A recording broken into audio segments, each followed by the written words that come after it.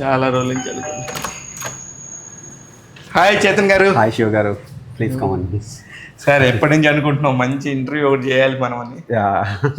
So happy ఈరోజు కుదిరిందంతా. అంతే. అబ్బా ఎంత బాగుంది sir.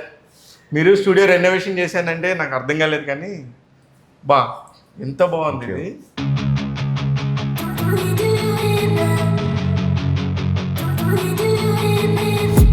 Thank you so much. Me taste తెలుస్తుంది ఊరికే లోపలికి ఎంట్రీ ఇవ్వగానే. Thank you.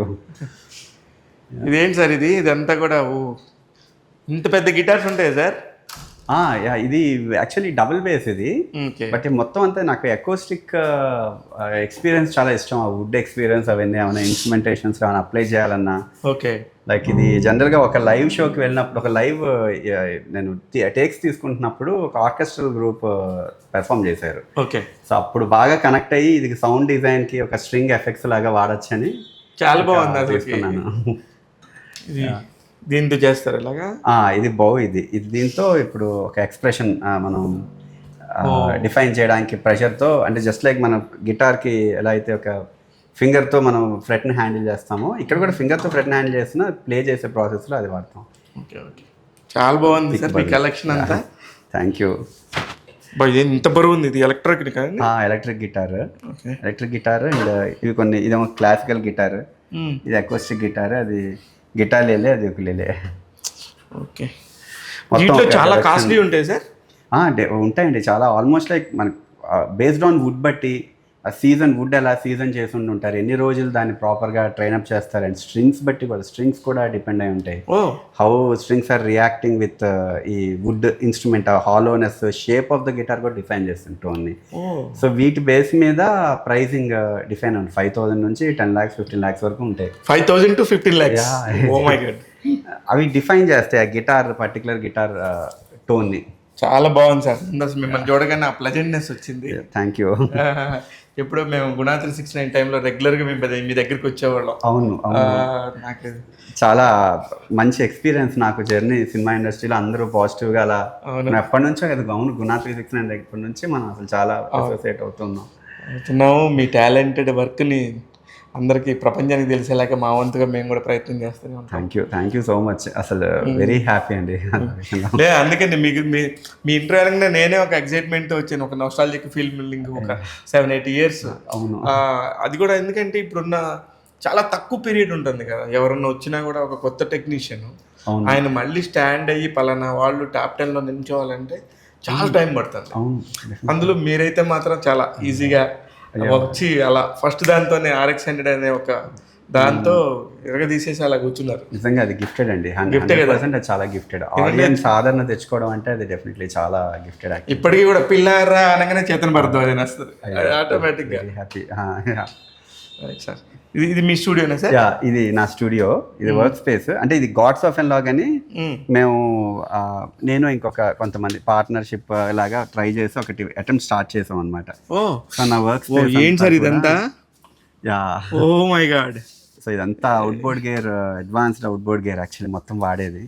So analog and digital రెండు ఇంటిగ్రేట్ చేస్తూ ఒక సెటప్ ప్రాపర్గా ఫార్ములేట్ చేసాం. బాబోయ్, అసలు ఇన్ని స్విచ్చెస్ ఉంటాయని గుర్తు ఎలా పెట్టుకుంటారు సార్? చాలా చాలా బాగుంది. ప్యూర్ అనలాగ్ మోజో ఉంటుంది కంప్లీట్లీ. నేను చెన్నైలో దేవిశ్రీ ప్రసాద్ గారి స్టూడియోకి వెళ్ళాను. క్లోజ్ ఫ్రెండ్ అయితే పాపం ఆ రోజు టైం లేకపోయినా నైట్ 12 దేవి గారు రమ్మంటే వెళ్ళాను నేను. సూపర్. ఆ రోజు కూడా చూశాను కానీ నాకు ఇంత ఎక్విప్మెంట్ నేను అక్కడ చూడలేదు. ఇది ఇంకా ఫార్ కొంచెం కోర్ లెవెల్ అనలాగ్ మోజో ఉంది. Proper tubes saturation and tube saturation, tape saturation and converters, ఇవన్నీ కూడా advanced. And digitally controlled analog gear కూడా ప్రాపర్గా ఇంటిగ్రేట్ చేసాం అనమాట. సో ఇప్పుడు ఒకప్పుడు అనలాగ్ ఉండేది కంప్లీట్లీ, తర్వాత డిజిటల్ సింప్లిఫైడ్ ప్రొసీజర్కి హెల్ప్ అయింది. ఇప్పుడు డిజిటలీ కంట్రోల్డ్ అనలాగ్ గేర్ వచ్చేసింది. కానీ ఇవి ఒకసారి మనం కెమెరామెన్స్ తీసుకోండి, అసలు ఇది చూస్తుంటేనే ఇదేదో పెద్ద టెక్నాలజీ అంతా ఇక్కడే ఉన్నట్టు అనిపిస్తుంది.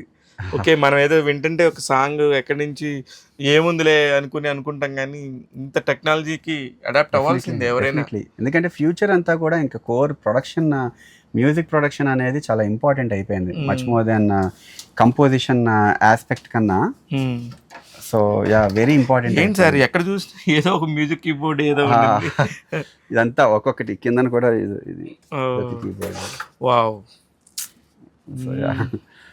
Very nice.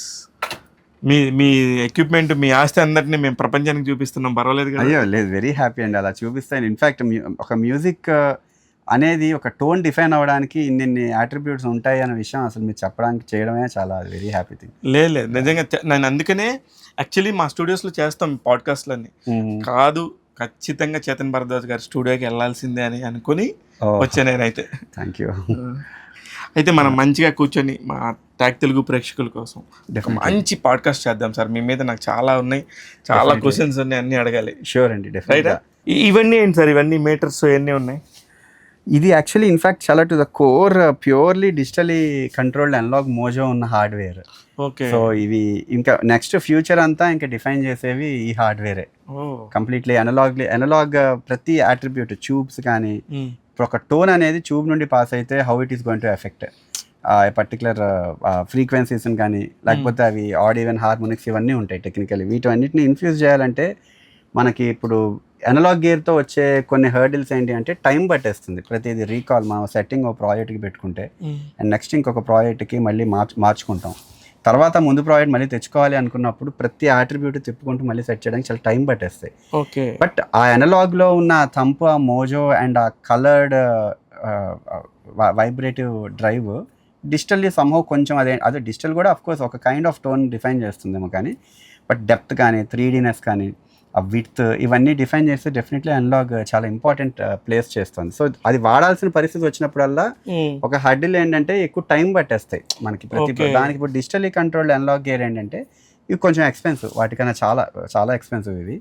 సో వీటి వల్ల అడ్వాంటేజ్ ఏంటంటే ప్రతి ప్రాజెక్ట్కి టెంప్లెట్ మనం సపోజ్ ప్రో టూల్స్, లాజిక్ ఏదో ఒకటి ఓపెన్ చేసుకుంటాం కదా, సో అందులో సెట్టింగ్స్ ఎలా అయితే మనం పెట్టుకుని ఉంటాము సేవ్ చేసుకుంటాము, అవి ఇందులో రీకాల్ అయిపోతాయి డైరెక్ట్గా. అది అక్కడ నాబ్ తిప్పంగానే ఇక్కడ తిరుగుతూ ఉంటాయి. ఓకే. సో లైక్ అలా ఇక్కడ మనం ఏదైతే అక్కడ డిజిటల్లీ మనం ఒకటి సేవ్ చేసుకుని ఉంటాం కదా, ఏదో ఒక ప్రాజెక్ట్ది ఒక పర్టికులర్ ప్లగ్ఇన్లో, ఆ సేవ్ చేసుకున్న డేటా రిట్రీవ్ అయిపోతుంది. ఈ గాడ్స్ ఆఫ్ అనలాగ్ అంటే ఇది బేసిక్గా మేము ఒకటి ఫార్ములేట్ చేసి స్టార్ట్ చేసాం అనమాట. గాడ్స్ ఆఫ్ అనలాగ్ ఇది ప్యూర్ డిజిటల్లీ కంట్రోల్డ్, అంటే ఇది మేము ఒక యాప్ కానీ ఇవన్నీ బిల్డ్ చేస్తున్నాం మీరు స్పెషల్ ఓన్గా. చదువుకి న్యాయం చేస్తారు. ఐటీ మీద కూడా నాకు చాలా ఇంట్రెస్ట్ ఉంటుంది. అది ఇన్నోవేషన్ అనేది ఎప్పుడు ఇష్టపడతాను నేను. మ్యూజిక్, అందుకే మ్యూజిక్ కూడా నాకు ఆరా కొంచెం ఇష్టం వచ్చింది. ఎందుకంటే ఏదైనా ఒక మనిషిని ఎక్స్పీరియన్స్ చేయగలగాలి ఒక పర్టికులర్ యాక్టివిటీ అని నమ్ముతా ఇప్పుడు. అది ఒక ఇవల్యూషన్కి రీజన్ అవ్వచ్చు ఏదో రోజు నిజంగా దానికి. మీరు అది ఒక యాప్ లాగా తయారు చేస్తున్నారు ఇప్పుడు. దానివల్ల ఆ యాప్ వల్ల ఉపయోగం ఏంటి? ఇది బేసిక్గా ఏంటంటే మేము ఇది ఒక proper catalogue based music production company లాగా ఫార్ములేట్ చేసాము. సో దీంతో పాటు ఇప్పుడు ఇది ఒక మిడీ బేస్ మీద, మిడీ టు అడ్వాన్స్మెంట్ నెక్స్ట్ ఇంకా ఐటరేట్ అవుతున్నాయి కొన్ని అడ్వాన్స్మెంట్. వాటి బేస్ మీద సెన్స్ చేసి మ్యూజిక్ దాన్ని బట్టి ఇప్పుడు సపోజ్ మీకు ఒక పాట నచ్చింది, ఒక పర్టికులర్ ఆర్టిస్ట్ పాట అది నచ్చాక దాని నుంచి మళ్ళీ ఒక మూడ్లో వినుండి ఉంటారు అది. సో ఇంకొక మూడ్లో ఉన్నప్పుడు కూడా అదే పాటను అది మొత్తంగా ఏఐ బేస్డ్ మీద డెవలప్ చేస్తున్నాం. అది కన్వర్ట్ చేస్తుంది అనమాట మీ మూడికి తగ్గట్టుగా ఒక సాంగ్ని. సో అదొక అడ్వాంటేజెస్ పార్ట్. అండ్ ఈవెన్ చాలా యూస్ కేసెస్ ఉన్నాయి దీనిలో. అండ్ ఇంకోటి ఏంటంటే నాబ్ బేస్డ్గా ప్రపంచంలో ఎక్కడున్నా కూడా అక్కడ ఒక నాబ్ తిప్పితే ఇక్కడ ఈ అనలాగ్ హార్డ్వేర్ని కూడా మేము కొన్ని బాట్స్ బేస్డ్గా కొంచెం డెవలప్ చేస్తున్నాం అనమాట. ఓకే. సో అక్కడ నాబ్ తిప్పితే ఇక్కడ నాబ్ తిరిగేట్టు. అంటే ఇప్పుడు ఏ టెక్నాలజీతో ప్రపంచం ఎలా మారబోతుందో మ్యూజిక్ కూడా మారబోతుంది అంటారు. డెఫినెట్లీ మారుతుందండి. మ్యూజిక్ అనేది ఇన్ఫాక్ట్ ఇంకా ర్యాపిడ్ పేస్లో మారబోతుంది. యాక్చువల్లీ చాలామంది ఫ్యూచర్లో మ్యూజిక్ డైరెక్టర్ అవసరం లేదు, ఏఐతో మనం చాలా చేయొచ్చు అనే ఒక మాట వస్తుంది. అది నిజమే సార్? డెఫినెట్లీ వస్తుందండి. సూపర్ ఏఐ అనేది ఇంకా అడ్వాన్స్మెంట్ రోజుకి టెన్సర్ బేస్డ్ ఏఐస్ వస్తున్నాయి ఇప్పుడు. ఇంకా అసలు కోర్ లెవెల్లో కండిషనల్ బేస్డ్గా పెరిగిపోతున్నాయి. ప్రెడిక్షన్స్ ఏదైనా ఏఐ అనేది వర్క్ చేయడానికి దానికి డేటా కావాలి. సో డేటా అనేది మనం ఎంత ఫీడ్ చేస్తూ ఉంటే అది ఎంత యాక్యురసీ పెరిగిపోతూ ఉంటుంది దానికి. కరెక్ట్. సో దీనివల్ల ఏమవుతుందంటే మ్యూజిక్ అనేది ఒక ఎక్స్పీరియన్స్. బేసిక్గా ఒక ఆర్ట్ అనేది ఇంకా మచ్ మోర్ డేంజరస్ కేస్. ఎందుకంటే ఇక్కడ art can be in any form. అది బాగుంది, ఒక ఆర్ట్ బాగుంది, ఒక ఆర్ట్ బాగాలేదు అని చెప్పడానికి ఏమి ఉండదు. బేస్డ్ ఆన్ ద మనుషుల వినేవాడి మూడ్ బట్టి ఆ ఆర్ట్ ఇన్ఫ్లుయెన్స్ అవుతూ ఉంటుంది వాడి మైండ్కి. సో అలాంటప్పుడు ఏఐ కూడా జనరేట్ చేసిన ప్రతి టోన్ ఫ్యూచర్లో ఏఐ డెవలప్ చేసేది కూడా 100% ఒకడికి ఇన్ఫ్లుయెన్స్ అవుతున్నారు అనుకోండి ఒక మనిషి. ఇంకా అంతకన్నా ఇంకేం కావాలి. కరెక్ట్. కానీ దానివల్ల అవకాశాలు తగ్గుతూనే ఉంటాయండి. ఇది మనం తప్పదు ఇంకా. ఎందుకంటే we should accept the future. And ఇంకోటి ఏంటంటే ఆ ఏఐకి ఫీడ్ చేసే ఆల్గరిథమ్స్ డిఫైన్ అయిపోతాయి. ఇప్పుడు కంటెంట్ ఫీడర్స్ ఎక్కువ మంది అవుతారు. ఇప్పుడు మ్యూజిక్ డైరెక్టర్స్గా అయ్యే బదులు మేబీ కంటెంట్ ఫీడర్స్గా అవుతారు.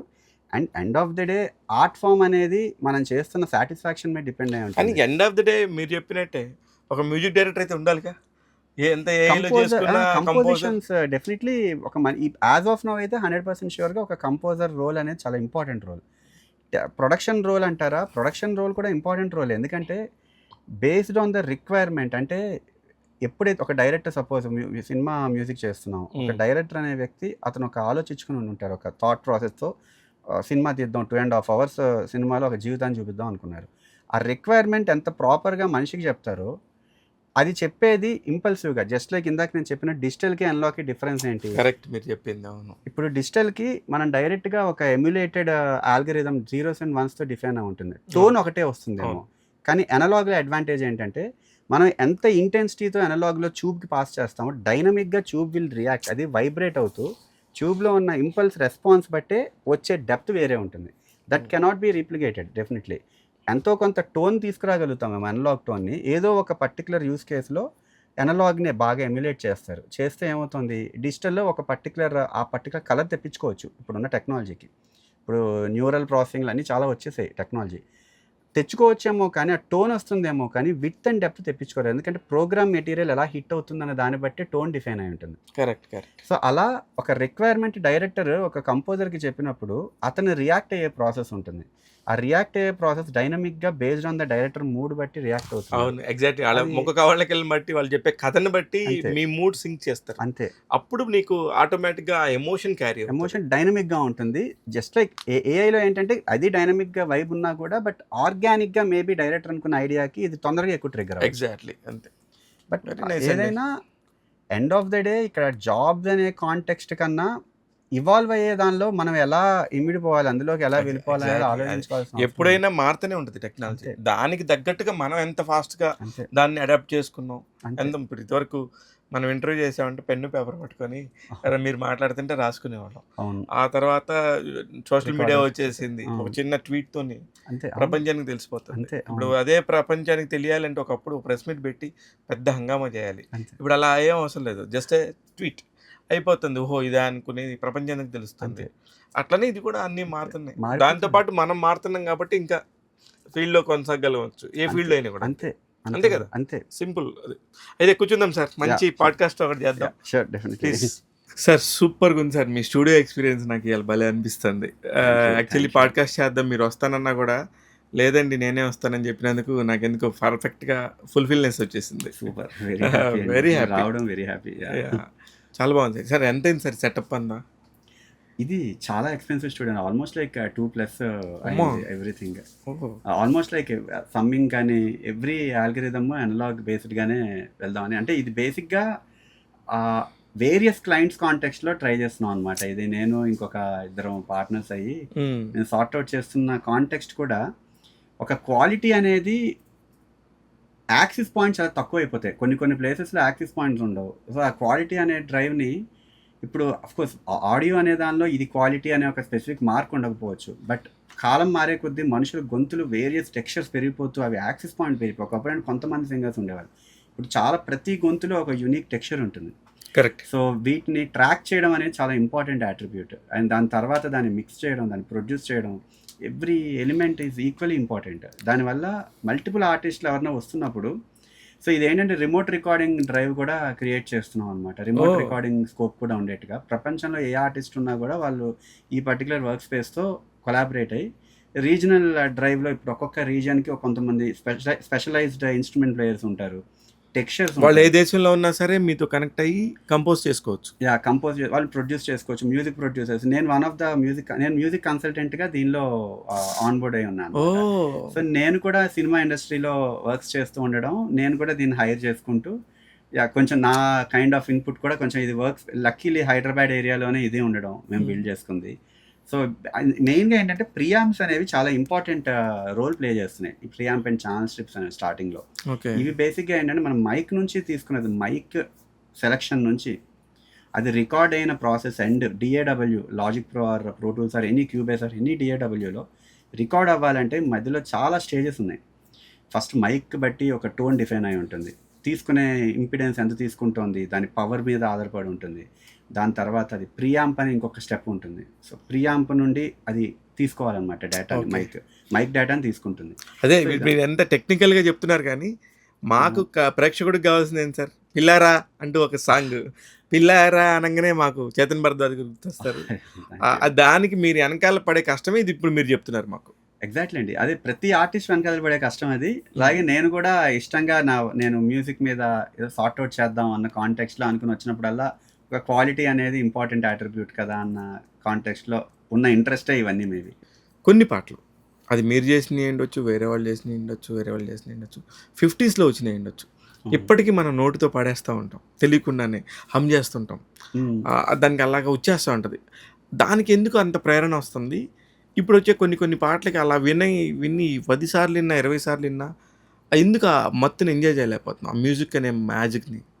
దీనికి డెఫినెట్లీ చాలా రీజన్స్ ఉంటాయండి. ఒకటేంటి అంటే మ్యూజిక్ అనేది ఒక నోస్టాలజిక్ ఎక్స్పీరియన్స్ని డ్రైవ్ చేస్తేనే జనాల్లో రిజిస్టర్ అవుతుంది. వాళ్ళకి జరిగిన ఆ మూమెంట్లో వాళ్ళ ఒక పాట విన్నాను, సపోజ్ నేను ఈ రోజు నేను పుట్టుండి ఉన్నాను అనుకున్నారు అనుకోండి, ఈ రోజు అంటే ఊహ తెలిసిన ఏజ్ వచ్చింది నాకు, ఈ రోజు నాకు ఊహ తెలిసిన ఏజ్లో నేను ఒక పాట ఇప్పుడు వింటే నా నోస్టాలజిక్ ఎక్స్పీరియన్స్ ఈ రోజు నుండే నేను ఊహ తెలిసింది కాబట్టి నేను ఆ పాటని లింక్ చేసుకోగలుగుతున్నాను నా పర్సనల్ లైఫ్లో. సో ఆ కాంటెక్స్ట్లో ఏమవుతుంది, నేను ముసలివాడిని అయ్యాను అనుకోండి, సపోజ్ ఎగ్జాంపుల్, ముసలి ఇన్ ద సెన్స్ మన ముసలివారు వారు అక్కర్లేదు, 40 years వచ్చాయి అనుకోండి నాకు నెక్స్ట్ కమింగ్ ఇప్పటి నుంచి 40 years తర్వాత, అప్పుడు ఆ రోజు పుట్టిన వాడికి అది నోస్టాలజిక్ స్టార్ట్ అవుతుంది. నోస్టాలజిక్ ఎక్స్పీరియన్స్ ఆ రోజు నుండి ఫీడ్ అవుతుంది డేటా. అంటే నిన్న విన్నాను అనుకోండి, నిన్న జరిగిన ఎక్స్పీరియన్స్కి నాకు ఒక పాట నచ్చింది, ఈ రోజు నాకు నిన్నటిది నోస్టాలజిక్ రోజు అవుతుంది. నిన్న ఎక్స్పీరియన్స్ ఈ రోజు ఆ పాట మళ్ళీ వినడం వల్ల నిన్నటి రోజు నాకు గుర్తుకొస్తుంది, పర్సనల్ లైఫ్లో జరిగింది. సో ఈ నోస్టాలజిక్ ఎక్స్పీరియన్స్ మార్పు ఉంటుంది. ఇప్పుడు 50sలో ఉన్న పాటను అనుకుందాం సపోజ్ ఎగ్జాంపుల్, ఏ కంటెంట్ అయినా పాటని కూడా కాదు, మనం వినంది ఎప్పుడు మనకి ఎప్పుడు తెలియదు. కరెక్ట్. సో వినని పాట నాస్టాలజిక్ అనే కాంటెక్స్ట్లోకి అసలు లింకే అవ్వట్లేదు. సో ఇక్కడ ఏమవుతుంది, ఒకప్పుడు కాలంలో పుట్టిన వాళ్ళు ఈ కాలంకి వచ్చేటప్పటికి ఎక్స్పీరియన్సెస్ ఎక్కువ అవుతాయి వాళ్ళ జీవితంలో. కరెక్ట్. కర్మలో ప్రతి యాక్టివిటీ మనం ప్రతి ఒక్కడు జీవితాలు చూస్తుంటాం సొసైటీ బేస్డ్గా. సో మీరు ఎప్పుడో నాస్టాలజిక్ ఎక్స్పీరియన్స్ మీరు మిస్ అవ్వడం వల్ల ఇన్ని రోజులు ఈ ప్రెషరైజ్డ్ లైఫ్ని లీడ్ చేస్తూ ఇప్పుడు సోకాల్ కాంపిటేటివ్ వైపు పెరిగిపోయింది. Judgement towards selecting a particular technician or selecting a particular craft person ని జడ్జ్మెంట్ ఫ్యాక్టర్స్ పోయాయి. ఎందుకంటే కాలనీకి ఒక కంపోజర్, కాలనీకి ఒక ఆర్టిస్ట్, కాలనీకి ఒక బిజినెస్ మ్యాన్, కాలనీకి ఒక మనిషి పుడుతూనే ఉంటారు. కాలం మారదు కాబట్టి, పెరుగుతూనే ఉంటుంది కాబట్టి, అంటే పాపులేషన్ పెరిగిపోతుంది కాబట్టి. సో ఇది సెకండ్ ఫ్యాక్టర్ అనుకుందాం. ఫస్ట్ ఫ్యాక్టర్ ఏమవుతుంది, ఇప్పుడు ఆ టైంలో 50sలో ఉన్న పాట మీకు ఇప్పుడు కనెక్ట్ అవుతుంది అంటే మీకు అప్పటి ఎక్స్పీరియన్స్ ఇప్పటి వరకు మీకు క్యారీ ఫార్వర్డ్ అయింది. ఇప్పుడున్న వాళ్ళు ఉంటారు సపోజ్ ఎగ్జాంపుల్, ఇప్పుడున్న వాళ్ళకి ఆ పాట విన్నా కూడా నచ్చకపోవచ్చు. అంటే ఇక్కడ ఏమవుతుందంటే, అందుకే ఎప్పుడు నేను నమ్మేది ప్రతి ఆర్ట్ని అసలు జడ్జ్మెంట్ ఫ్యాక్టర్ వరకు తీసుకోకుండా ఉంటే మనలో వినేవాడిలో ఇన్నోసెన్స్ ఉంటుంది, చేసేవాడిలో కూడా ఇన్నోసెన్స్ ఉంటుంది. ఏమవుతుందంటే కాన్షియస్నెస్ పెరిగిపోయింది. కానీ అప్పుడు నెంబర్స్ వస్తున్నాయి. మీకు ఇక్కడ మళ్ళీ మీకు ఇంకొకటి చెప్తాను. ఇక్కడ మీరు చేసిన కంపోజిషనే నేను ఇప్పటికీ అందులో RX 100 అయి ఉండొచ్చు, గుణ 360 అయి ఉండొచ్చు, లేకపోతే కిరణ్ అబ్బవరం గారిది సినిమా అసార్ కళ్యాణ్ మండపం ఉండొచ్చు, అలా వినరో భాగ్యం విష్ణు కథ ఉండొచ్చు. ఇలాగ కొన్ని సినిమాల్లో పాటలు మాత్రం ఎందుకు అంత బాగా గుర్తుండిపోయేలా కొట్టగలరు? డెఫినెట్లీ మెలోడీ అనేది చాలా ఇంపార్టెంట్ అండి. నా పాయింట్ కూడా 50sలో ఉన్నాయి కూడా గుర్తుంటాను కారణం melodies. Exactly, melodies always, melody ఎప్పుడే మెలోడీ. ఆ మెలోడీని మనం కానీ ఎక్స్పీరియన్స్ మెలోడీ అనేది ఇక్కడ బేసిక్గా 2 సెక్షన్స్ ఉన్నాయి. ఒక సాంగ్ అనేది మనం వింటున్నప్పుడు అందులో కంపోజర్ అనే వ్యక్తి completely he's a separate person అనమాట. మ్యూజిక్ ప్రొడక్షన్ ప్రాసెస్కి కంపోజిషన్కి రెండుకి అసలు సంబంధం లేదు. కాకపోతే కంపోజర్ మ్యూజిక్ ప్రొడ్యూస్ కూడా చేసి ఉంటే, మ్యూజిక్ ప్రోగ్రామింగ్ ఆర్ అన్ని ప్రొడ్యూస్ చేస్తూ మిక్స్ అండ్ మాస్టర్ చేసాక బయటకు వచ్చే అటెంప్ట్లో మ్యూజిక్ అనేది కొంత క్రెడిబిలిటీ తీసుకుంటుంది. సో ఈ మ్యూజిక్ అనేది ఏంటి, it is a journey which defines the actual composition. ఒకప్పుడు కాలంలో కంపోజిషన్కి ఒక కైండ్ ఆఫ్ కల్చర్ ఉండేది మ్యూజిక్లో. ఇప్పుడు ఆ కల్చర్ ఇప్పుడు కాలం మారే కొద్దీ, ఒకప్పుడు 808s ఉండేవి, 808s ఉండేవి కావు. 808 అనేది ఒక ఇన్స్ట్రుమెంట్. ఇప్పుడు ఆ 808 ఇన్స్ట్రుమెంట్తో చాలా ఇంటర్నేషనల్గా ఆ 808 కానీ జానర్స్ ఉన్నాయి. ఇంకోటి 8 ఇన్స్ట్రుమెంటేషన్స్ ఒక ఎత్తు అయితే, ఒకవైపు అయితే జానర్స్ కూడా మల్టిపుల్ సబ్ జానర్స్ ఇప్పుడు మేజర్ జానర్స్ అయిపోయి ఉన్నాయి. కొన్ని జానర్స్ లైక్ అలా ఇప్పుడు ఎమాపియానో కానీ Afro based content, African sub genres అన్నీ కొంచెం బాగా బయటకు వస్తున్నాయి. సో వీటి వల్ల ఏమైంది, ఒకప్పుడు కాలంలో అవి వాటి ఇప్పుడు క్రియేటివిటీ అనేది అంతే కదా, ఎప్పుడైనా నోడల్ కనెక్టివిటీ ఫ్యూచర్ వెళ్ళే కొద్దీ మనం ఇన్నోవేషన్స్ ఫ్యాక్టర్స్ పెరుగుతాయి, జానర్స్ పెరుగుతూ ఉంటాయి, వాటిని అడాప్ట్ చేసుకునే నేచర్ ఉంటుంది. దాన్ని బట్టి కంపోజిషన్స్ డిపెండ్ అయి ఉంటాయి. అన్నిటికీ కంపోజిషన్లో మెలోడీ అట్రిబ్యూట్ ఉన్నా కూడా, but how you are adapting that composition through a particular musical bed, అది చాలా ఇంపార్టెంట్ అయిపోయింది. అందుకే ఇప్పుడు మనం పాత కంపోజిషన్స్, పాత అంటే కొంచెం ఓల్డ్ కంపోజిషన్స్కి కొత్త కంపోజిషన్స్కి ఎందుకు ఇప్పుడున్న యూత్ కానీ ఎవరైనా డిఫరెన్షియేట్ చేస్తున్నారు, ఎందుకు ఈ పెద్దవాళ్ళు అంటే almost like 40 years and 20 years వాళ్ళ మధ్య డిఫరెన్స్ ఇన్ మైండ్ సెట్ వస్తుంది అంటే, మెలోడీస్ బాగుండున్నా కూడా అప్పుడు ఇప్పటికీ అది definitely no doubt that is very important, melodies ఉండాలి బాగా. దాంతోపాటు టోనల్ బ్లెండ్ ఉంటుంది. అంటే మనం పెరిగే కొద్దీ ఒక టోనల్ కల్చర్ అడాప్ట్ అవుతూ ఉంటాం కదా కొంచెం, ఆ టైంలో ఏమేమి టోనల్ వింటున్నామో దాన్ని how we are evolving, how a musician should evolve a particular tonal bed in such a way that it should app the next generation people. అది ఇంపార్టెంట్. అది ఆ టెక్నికల్ సైడ్ కంపోజర్ చేయాలని రూల్ లేదు. అందుకే చాలామంది కంపోజర్స్ ఏం చేస్తారు, మ్యూజిక్ ప్రోగ్రామర్స్, ప్రొడ్యూసర్స్ని హైర్ చేసుకుని వాళ్ళు అడాప్ట్ చేసుకుంటూ వెళ్తూ ఉంటారు. వాళ్ళ కంపోజిషన్ని వీళ్ళ రూపంలో ఇంకొక టోనల్ అయితే వాళ్ళే అడాప్ట్ అవ్వచ్చు. ఒకవేళ composer is also a music programmer, music producer, అతను అడాప్ట్ చేసుకుంటూ ముందుకు వెళ్తాడు. సార్ ఇంత కంపోజర్ వాటి గురించి మనం మాట్లాడుతున్నాం కదా, అసలు మ్యూజిక్కి సంబంధం లేదు మీకు. మీరు ఎక్కడ 24 గంటలు నేర్చుకొని మ్యూజిక్ ఒక పెద్ద మ్యూజిక్ డైరెక్టర్ దగ్గర ఒక 10 ఏళ్ల పాటు ఒక ఏఆర్ రెహమాన్ గారి లాగానో, తమన్ గారి లాగానో, దేవి గారి లాగానో ఎక్కడో మీరు నేర్చుకున్నది కాదు. స్టిల్ అయినా సరే మీరు వాళ్ళందరితో కాంపిటేట్ చేయగలుగుతున్నారు. How it is possible sir? అంటే దీనికి అసలు చాలా డీప్ థింగ్ చెప్పాలంటే ఒక ఫస్ట్ ఒక గ్లిమ్స్ చెప్తాను, అది మీరు డీటెయిల్గా వెళ్తే ఎక్స్ప్లెయిన్ చేస్తా. గ్లిమ్స్ ఏంటంటే మ్యూజిక్ అయినా, ఆర్ట్ అయినా, ఎమోషన్స్ అయినా, good bad any emotion, relations ఏదైనా కూడా హౌ వీఆర్ అబ్జర్వింగ్ అనే దాన్ని బట్టే డిపెండ్ అయి ఉంటాయి. How we are observing. కరెక్ట్. నా దృష్టిలో అబ్జర్వేషన్ అనేది ఒక godly figure. Much more then observation అనేది మనలో ఉన్న యాక్చువల్ స్ట్రెంగ్త్ని it will define. Observation is the guru అంటారు మీరు. అంతే, మనకి మనం అబ్జర్వ్ చేయడమే గురు. Anything, any activity. ఇప్పుడు సపోజ్ నేను అంటే స్నిపెట్స్ లాగా కొంతమందికి లెర్నింగ్ కర్వ్కి హెల్ప్ అయ్యేవి కొన్ని ఒక స్నిపెట్ ఉంటుంది. ఈ particular scale cards, formation of cards ఒక ఫ్యామిలీ అవుతుంది. ఒక రాగం అనేది ఒక స్నిపెట్ అవుతుంది. మల్టిపుల్ రాగాలు ఉన్నాయి, చాలా రాగాలు ఉన్నాయి, ఆల్మోస్ట్ లైక్ అసలు కౌంట్ లేని కొన్ని రాగాలు అసలు ఎగ్జిస్టెన్స్లో ఇంకా వాడట్లేదు ఇప్పుడు. అలాంటి వాటి నుంచి స్నిపెట్స్లా జనరేట్ చేసిన ప్రతి హైబ్రిడ్ అవుతున్న ప్రతి రాగాలు రిఫైన్ అయ్యి కొన్ని స్పెసిఫిక్ రాగాలు డిఫైన్ అయి ఉన్నాయి.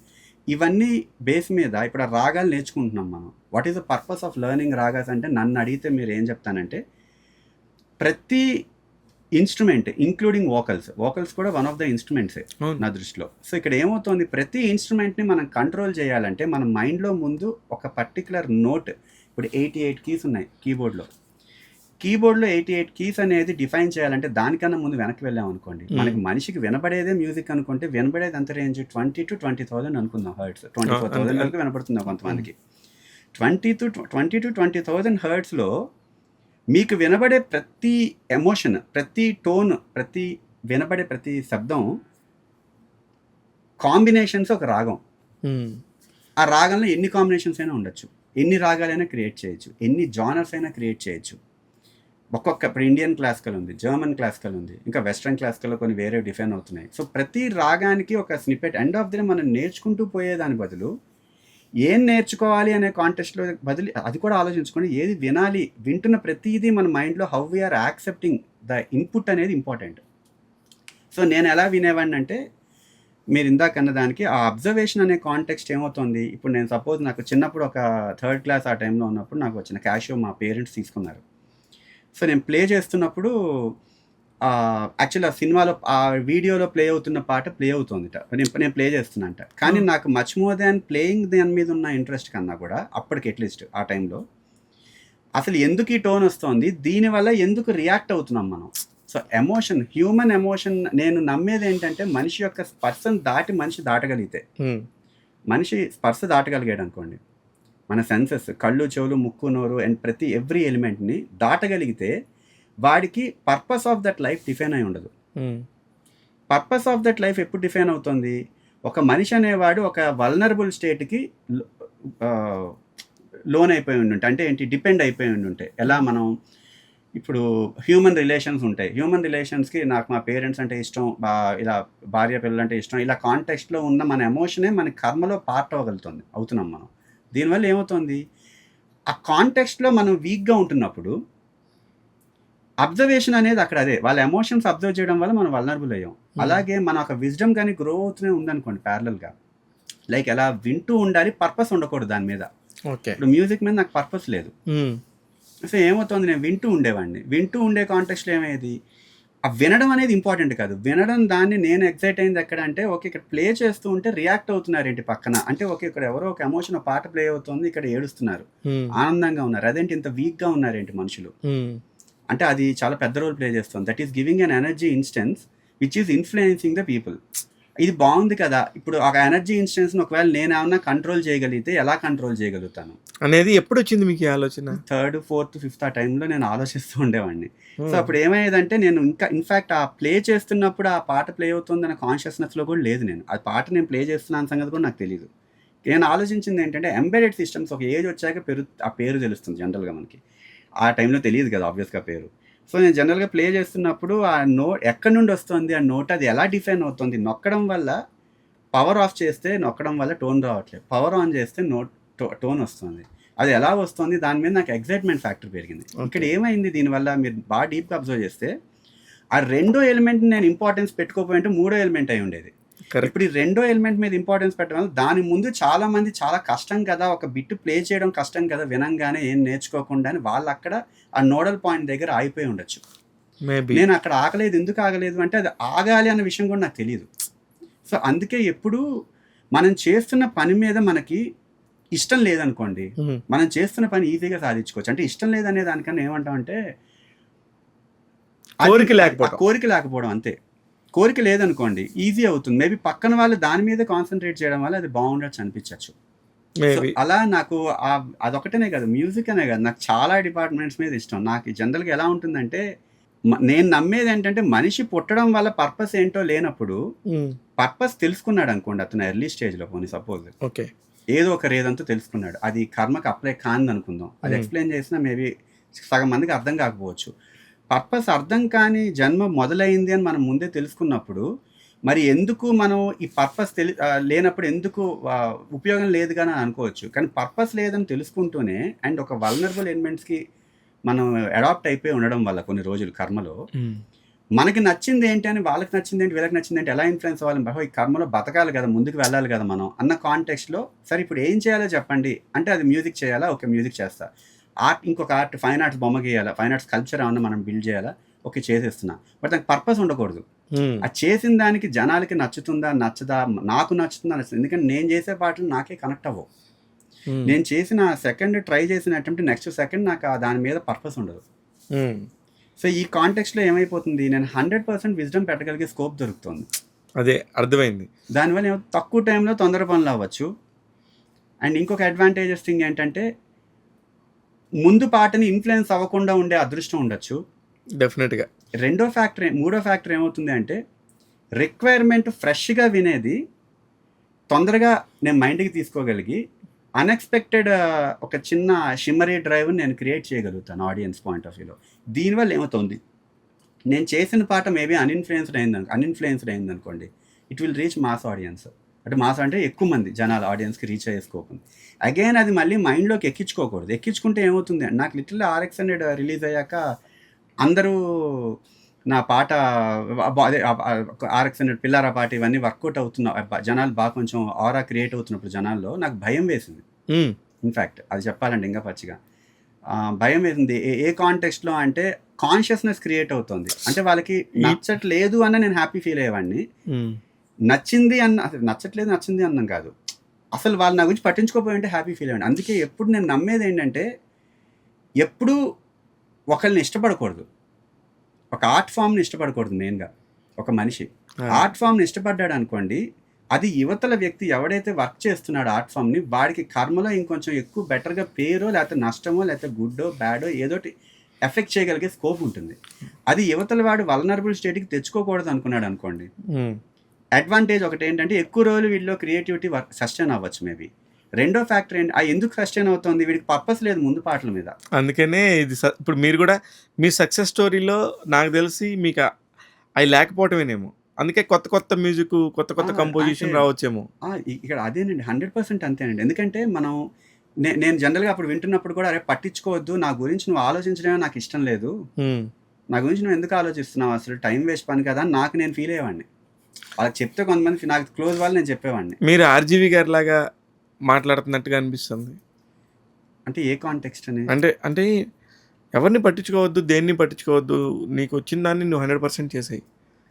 అంతే కదండి. ఎప్పుడైనా అలా ఉంటేనే ఎప్పుడైనా ఏమవుతుంది, అప్పుడు ప్రతి ఒక్కళ్ళు కూడా వాళ్ళకి విజ్డమ్ పెరిగిపోయింది అనుకోండి, వాళ్ళకి విజ్డమ్ పెరిగి వాళ్ళు అప్లై చేసే దానికి పక్కన వాడు అన్ఇన్ఫ్లుయెన్స్డ్గా ఉన్నాడు అనుకోండి. సపోజ్ ఎగ్జాంపుల్ ఏంటంటే, వాడు ఆర్ట్ ఫామ్ అనేది వాడు చేయడు.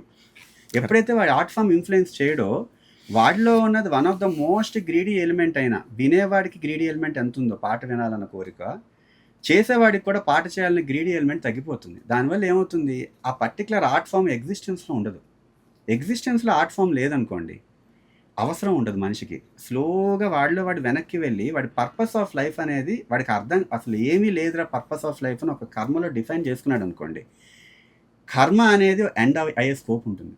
కర్మ ఎండ్ అయింది అనుకోండి, ఒక యుగం ఎండ్ అవుతుంది. అంటే ఒక కోరికే కర్మ అనుకుంటే అది ఎండ్ అవ్వడానికి చాలా హెల్ప్ అవుతుంది. అందుకే ఆర్ట్ ఫామ్ అనేది ఎప్పుడు మ్యాక్సిమం జనాల్లోకి ట్రిగ్గర్ అవ్వకూడదు. కర్మ గురించి ఎక్కువ మాట్లాడుతున్నారు, భగవద్గీత చదివారా మీరు? అలా ఏం లేదండి. కర్మ అంటే నా దృష్టిలో ఎనర్జీ అంటే వర్క్, మనలో ఉన్న కోరిక అంతే. కర్మ అనేది ఒక కోరిక అవుతుంది అనుకోండి. కోరిక ఉండడం వల్ల ఏమవుతుందంటే we are always in that particular vulnerable state. కానీ అందరూ కూడా దాన్ని, అది ఎంత మంచి పదం, ఎంత మంచి విషయం, కర్మ అనేది నెగిటివ్గా వాడుకుంటారు. నెగిటివ్ అండి. ఎనర్జీ కెన్ బి నెగిటివ్ కూడా కదా ఇన్ఫాక్ట్. అంటే కర్మ అనేది అదే మనం ఇన్ఫ్లుయెన్స్ అవ్వడం వల్ల వచ్చిన బాధలండి ఇవన్నీ. ఇప్పుడు పాట ఒకరికి నచ్చింది, సపోజ్ ఆర్ట్ ఫామ్కే వచ్చాం, పాట వాళ్ళకి నచ్చింది అంటే ఇన్ఫ్లుయెన్స్ అవుతున్నారు, అంటే వాళ్ళ నోస్టాలజిక్ ఎక్స్పీరియన్స్, అంటే వాళ్ళ జ్ఞాపకాలను తెచ్చుకుంటున్నారు, వాళ్ళ రిలేషన్స్ని చాలా స్ట్రాంగ్ చేసుకుంటున్నారు. ఇదంతా కర్మకు ఆపోజిట్ మాటలు అవ్వచ్చు నేను మాట్లాడేవి కొన్ని. బట్ కాంటెక్స్ట్ ఏంటంటే, వెన్ యు ఆర్ అన్ఎఫెక్టెడ్, అంటే మీ senses if they are completely డీయాక్టివేటెడ్గా ఉన్నాయనుకోండి లైఫ్లో, మీ పర్పస్ అనేది, మీ ఎనర్జీ మీలోనే సస్టైన్ అయి ఉంటుంది. అంటే అప్పుడు మీలో ఎనర్జీ సస్టైన్ అవ్వడం అంటే ఏంటి, మీరు అనేవాళ్ళు ఉండరని అర్థం.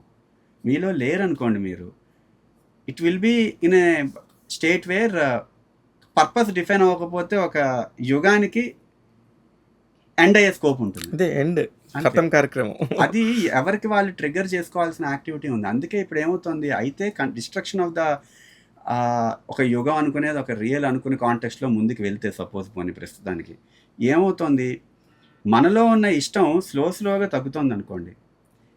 నాలో ఉన్న ఇష్టం తగ్గాలంటే మీనింగ్ ఏంటి, నా బటర్ఫ్లై ఎఫెక్ట్, అంటే నా కర్మలో ఉన్న ప్రతి పార్ట్ని నేను దూరం చేసుకోవాలి. అప్పుడు ఏమవుతుంది, నేనే విశ్వం అన్నప్పుడు నా జీవితాన్ని నేనే విశ్వం అవుతున్నాను. ఎందుకంటే పుట్టుక చావు మధ్యలో ఉన్నదే విశ్వం అనుకోవాలి, లేకపోతే లేనిది. సో నా విశ్వాన్ని నేను ఎందుకు ఇక్కడ, నా ఎమోషన్స్ అన్నీ 10 మందికి రీచ్ అవుతున్నాయి, నాలో ఉన్న వీక్ వల్నరబుల్ స్టేట్ని నేను తగ్గించుకోవాలి. నాలో ఉన్న వీక్ వల్నరబుల్ స్టేట్ ఏంటి, నేను 10 మందికి నేను చేసిన పాట నచ్చాలని కోరుకోవడం అవ్వచ్చు, లేకపోతే తల్లిదండ్రుల మీద ఇష్టం ఉండి ఉండొచ్చు, లేకపోతే వేరియస్ యాక్టివిటీస్ ఉంటాయి కదా. ఇవన్నీ ఫ్యాక్టర్స్ని మనం తగ్గించుకుంటూ వస్తున్నాం అనుకోండి.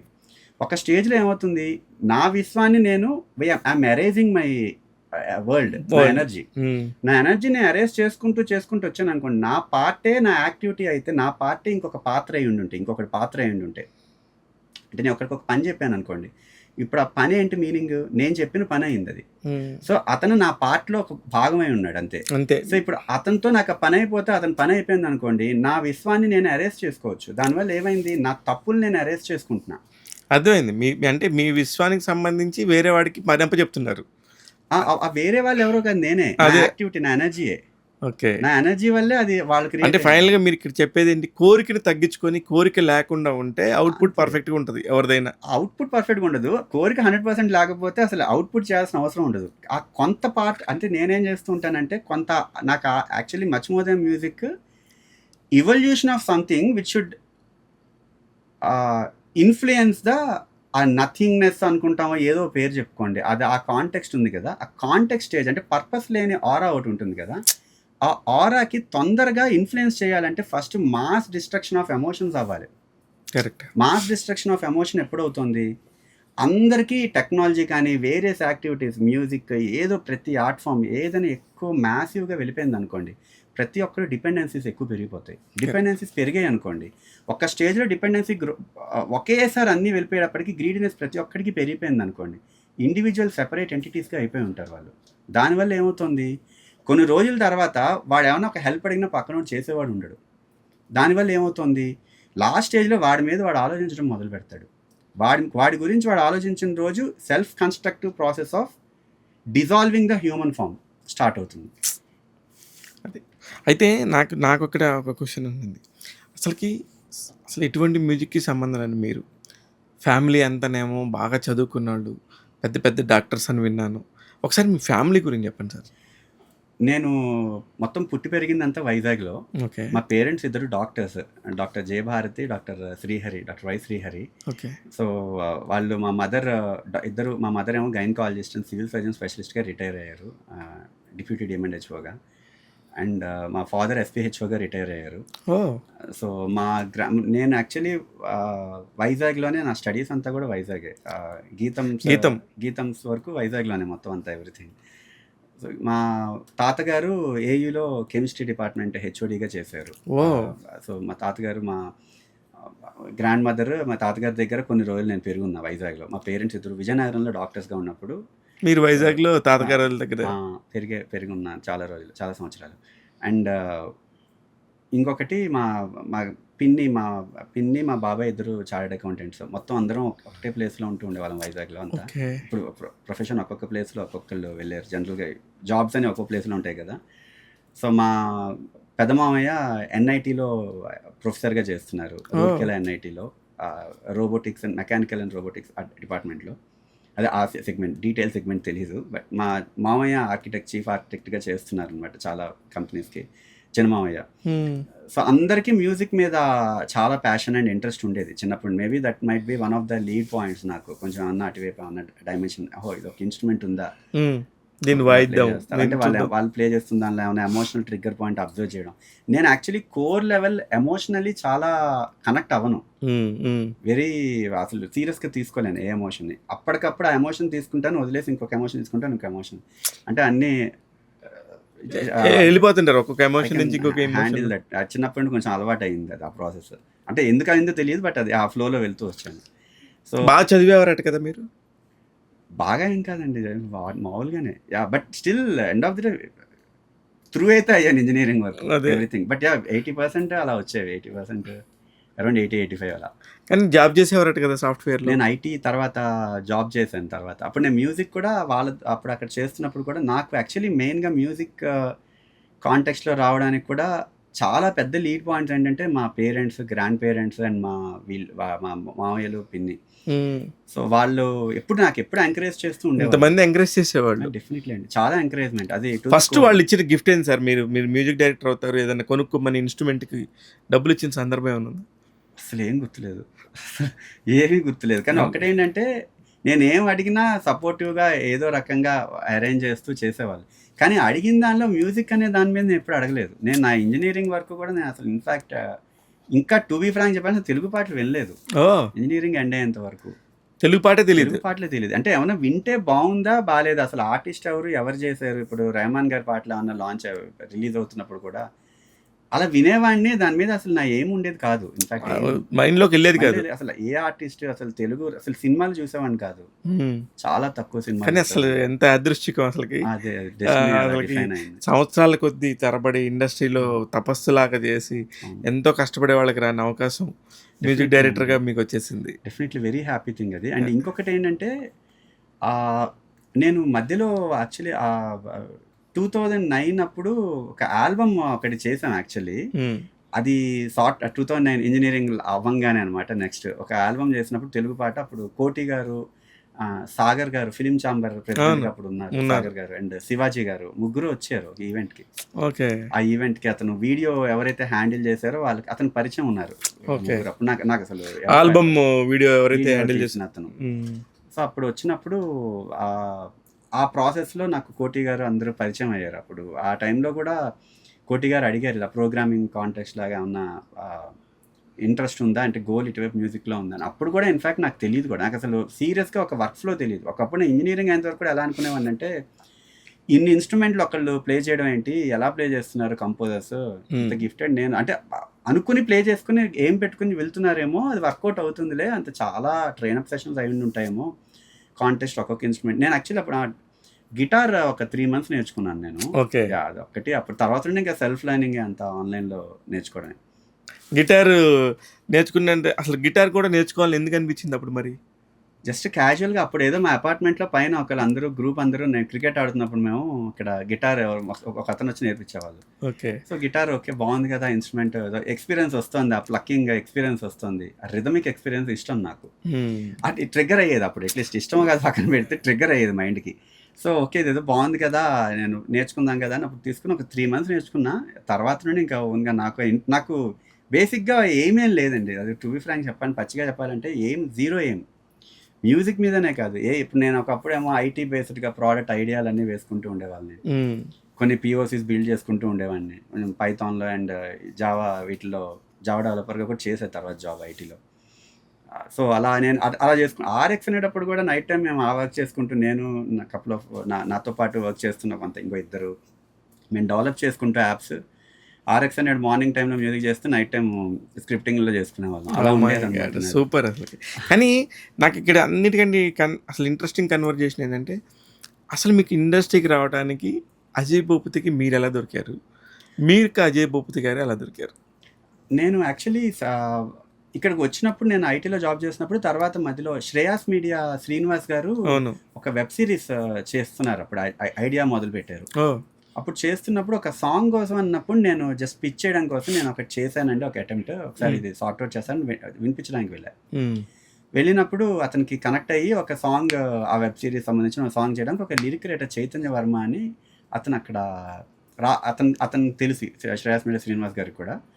సో అతన్ని పిలిచినప్పుడు మా ఇద్దరి మధ్య కమ్యూనికేషన్ ప్రాసెస్లో చైతన్య వర్మ గారు నాకు తెలిసి రమేష్ వర్మ గారి ఆఫీస్లో ఆ లిరిక్స్ రాస్తున్నారు ఆ పాట. అప్పుడు రమేష్ వర్మ గారు చూసి విని, ఇలా ఇది చేస్తున్నాను ఒక మూవీ 7 అనే మూవీ, ఆ మూవీకి ఇలా నువ్వైతే బాగుంటుందని అనుకున్నా, ఏదైనా కాంటెక్స్ట్ నన్ను పిలిచారు. హవీష్ గారు హీరోగా ఉన్న మూవీ అది. యాక్చువల్లీ ఇన్ఫాక్ట్ నాది ఫస్ట్ స్టార్ట్ అయిన మూవీ అదే. బట్ అది బైలాంగ్వేజ్ అయింది, ప్లస్ ఇంకా కొంచెం టైం పట్టింది, అది కొంచెం చాలా లేట్ అయింది, చాలా స్లో ప్రాసెస్లో. ఆ ప్రాసెస్లో అజయ్ భూపతి గారు రమేష్ వర్మ గారి దగ్గర కొన్ని మూవీస్ కి వర్క్ చేశారు. పోస్టర్ డిజైనింగ్ సంబంధించి. లేదు, వీరా మూవీ అనుకుంటా. వీరా మూవీ, అవును, రవితేజ గారు, కాజల్ అగర్వాల్. రమేష్ వర్మ గారు డైరెక్టర్ అయ్యాక రమేష్ వర్మ గారు యాక్చువల్లీ పోస్టర్ డిజైనర్. అవునవును, వర్షం, పెద్ద సినిమాలకు చేసేవారు. అవునవును, అప్పట్లో ఆయన పోస్టర్ డిజైనింగ్ చేసినా కూడా చాలా సంచలనం. అవును, చాలా. MS రాజు గారి సినిమాలన్నీ ఆయనే చేసేవారు. అవునవును, ఇంకేదన్నా పెద్ద సంచలనమైన సినిమా వస్తుంది అంటే అప్పట్లో ఎవరైతే డైరెక్టర్ రమేష్ వర్మ గారు ఉన్నారో ఆయన పోస్టర్స్ చేసేవారు. అవునవును, అక్కడ. కానీ అతను వీరాకి అప్పటికి డైరెక్ట్ అయిపోయారు. వీరా ఏంటి అంతకు ముందే అయిపోయారు ఆయన. ఫస్ట్ ఒక ఊర్లో తరుణ్ గారు. అవునవును. సో అప్పుడు అతను చేస్తున్న వీరా మూవీ అప్పుడు అజయ్ భూపతి గారు దానికి చేస్తున్నట్టున్నారు, ఏదో అసోసియేట్ డైరెక్టర్. ఓకే. అప్పుడు రమేష్ వర్మ గారు మామూలుగా సరదా క్యాజువల్గా అతను కలవడానికి ఏదో కాంటెక్స్ట్లో స్టూడియోకి వచ్చారు. నేను వర్క్ చేస్తున్నా అప్పుడు, నేను ఒక చిన్న స్టూడియో బిల్డ్ చేసుకుని అప్పటికే ప్రాసెస్ చేసుకుంటూ ఉండేవాడిని స్లోగా. ఎక్కడది? అది యాక్చువల్లీ ఇక్కడ హైదరాబాద్లోనే సెటప్ చేసుకున్నాము కొంచెం. సో అక్కడ ఏమైందంటే వచ్చినప్పుడు అతను పాటలు విన్నారు, బట్ అతని స్టైల్ కాదు పాటలు ఏం చేసింది. నేను యాక్చువల్లీ ఒకప్పుడు 2012-13 ఆ టైంలో చేసిన కల్చర్ అసలు లిటరల్ అప్పుడు ఎవరికి వినిపించినా ఎవరికి కనెక్ట్ అయ్యేది కాదు, అర్థమయ్యేది కాదు ఫ్రాంక్గా చెప్పాలంటే. అదే నేనైతే మాట్లాడచ్చులే, మీరేమో కనెక్ట్ అయ్యేవారు కాదన్నారు కానీ అది అర్థమయ్యేది కాదు.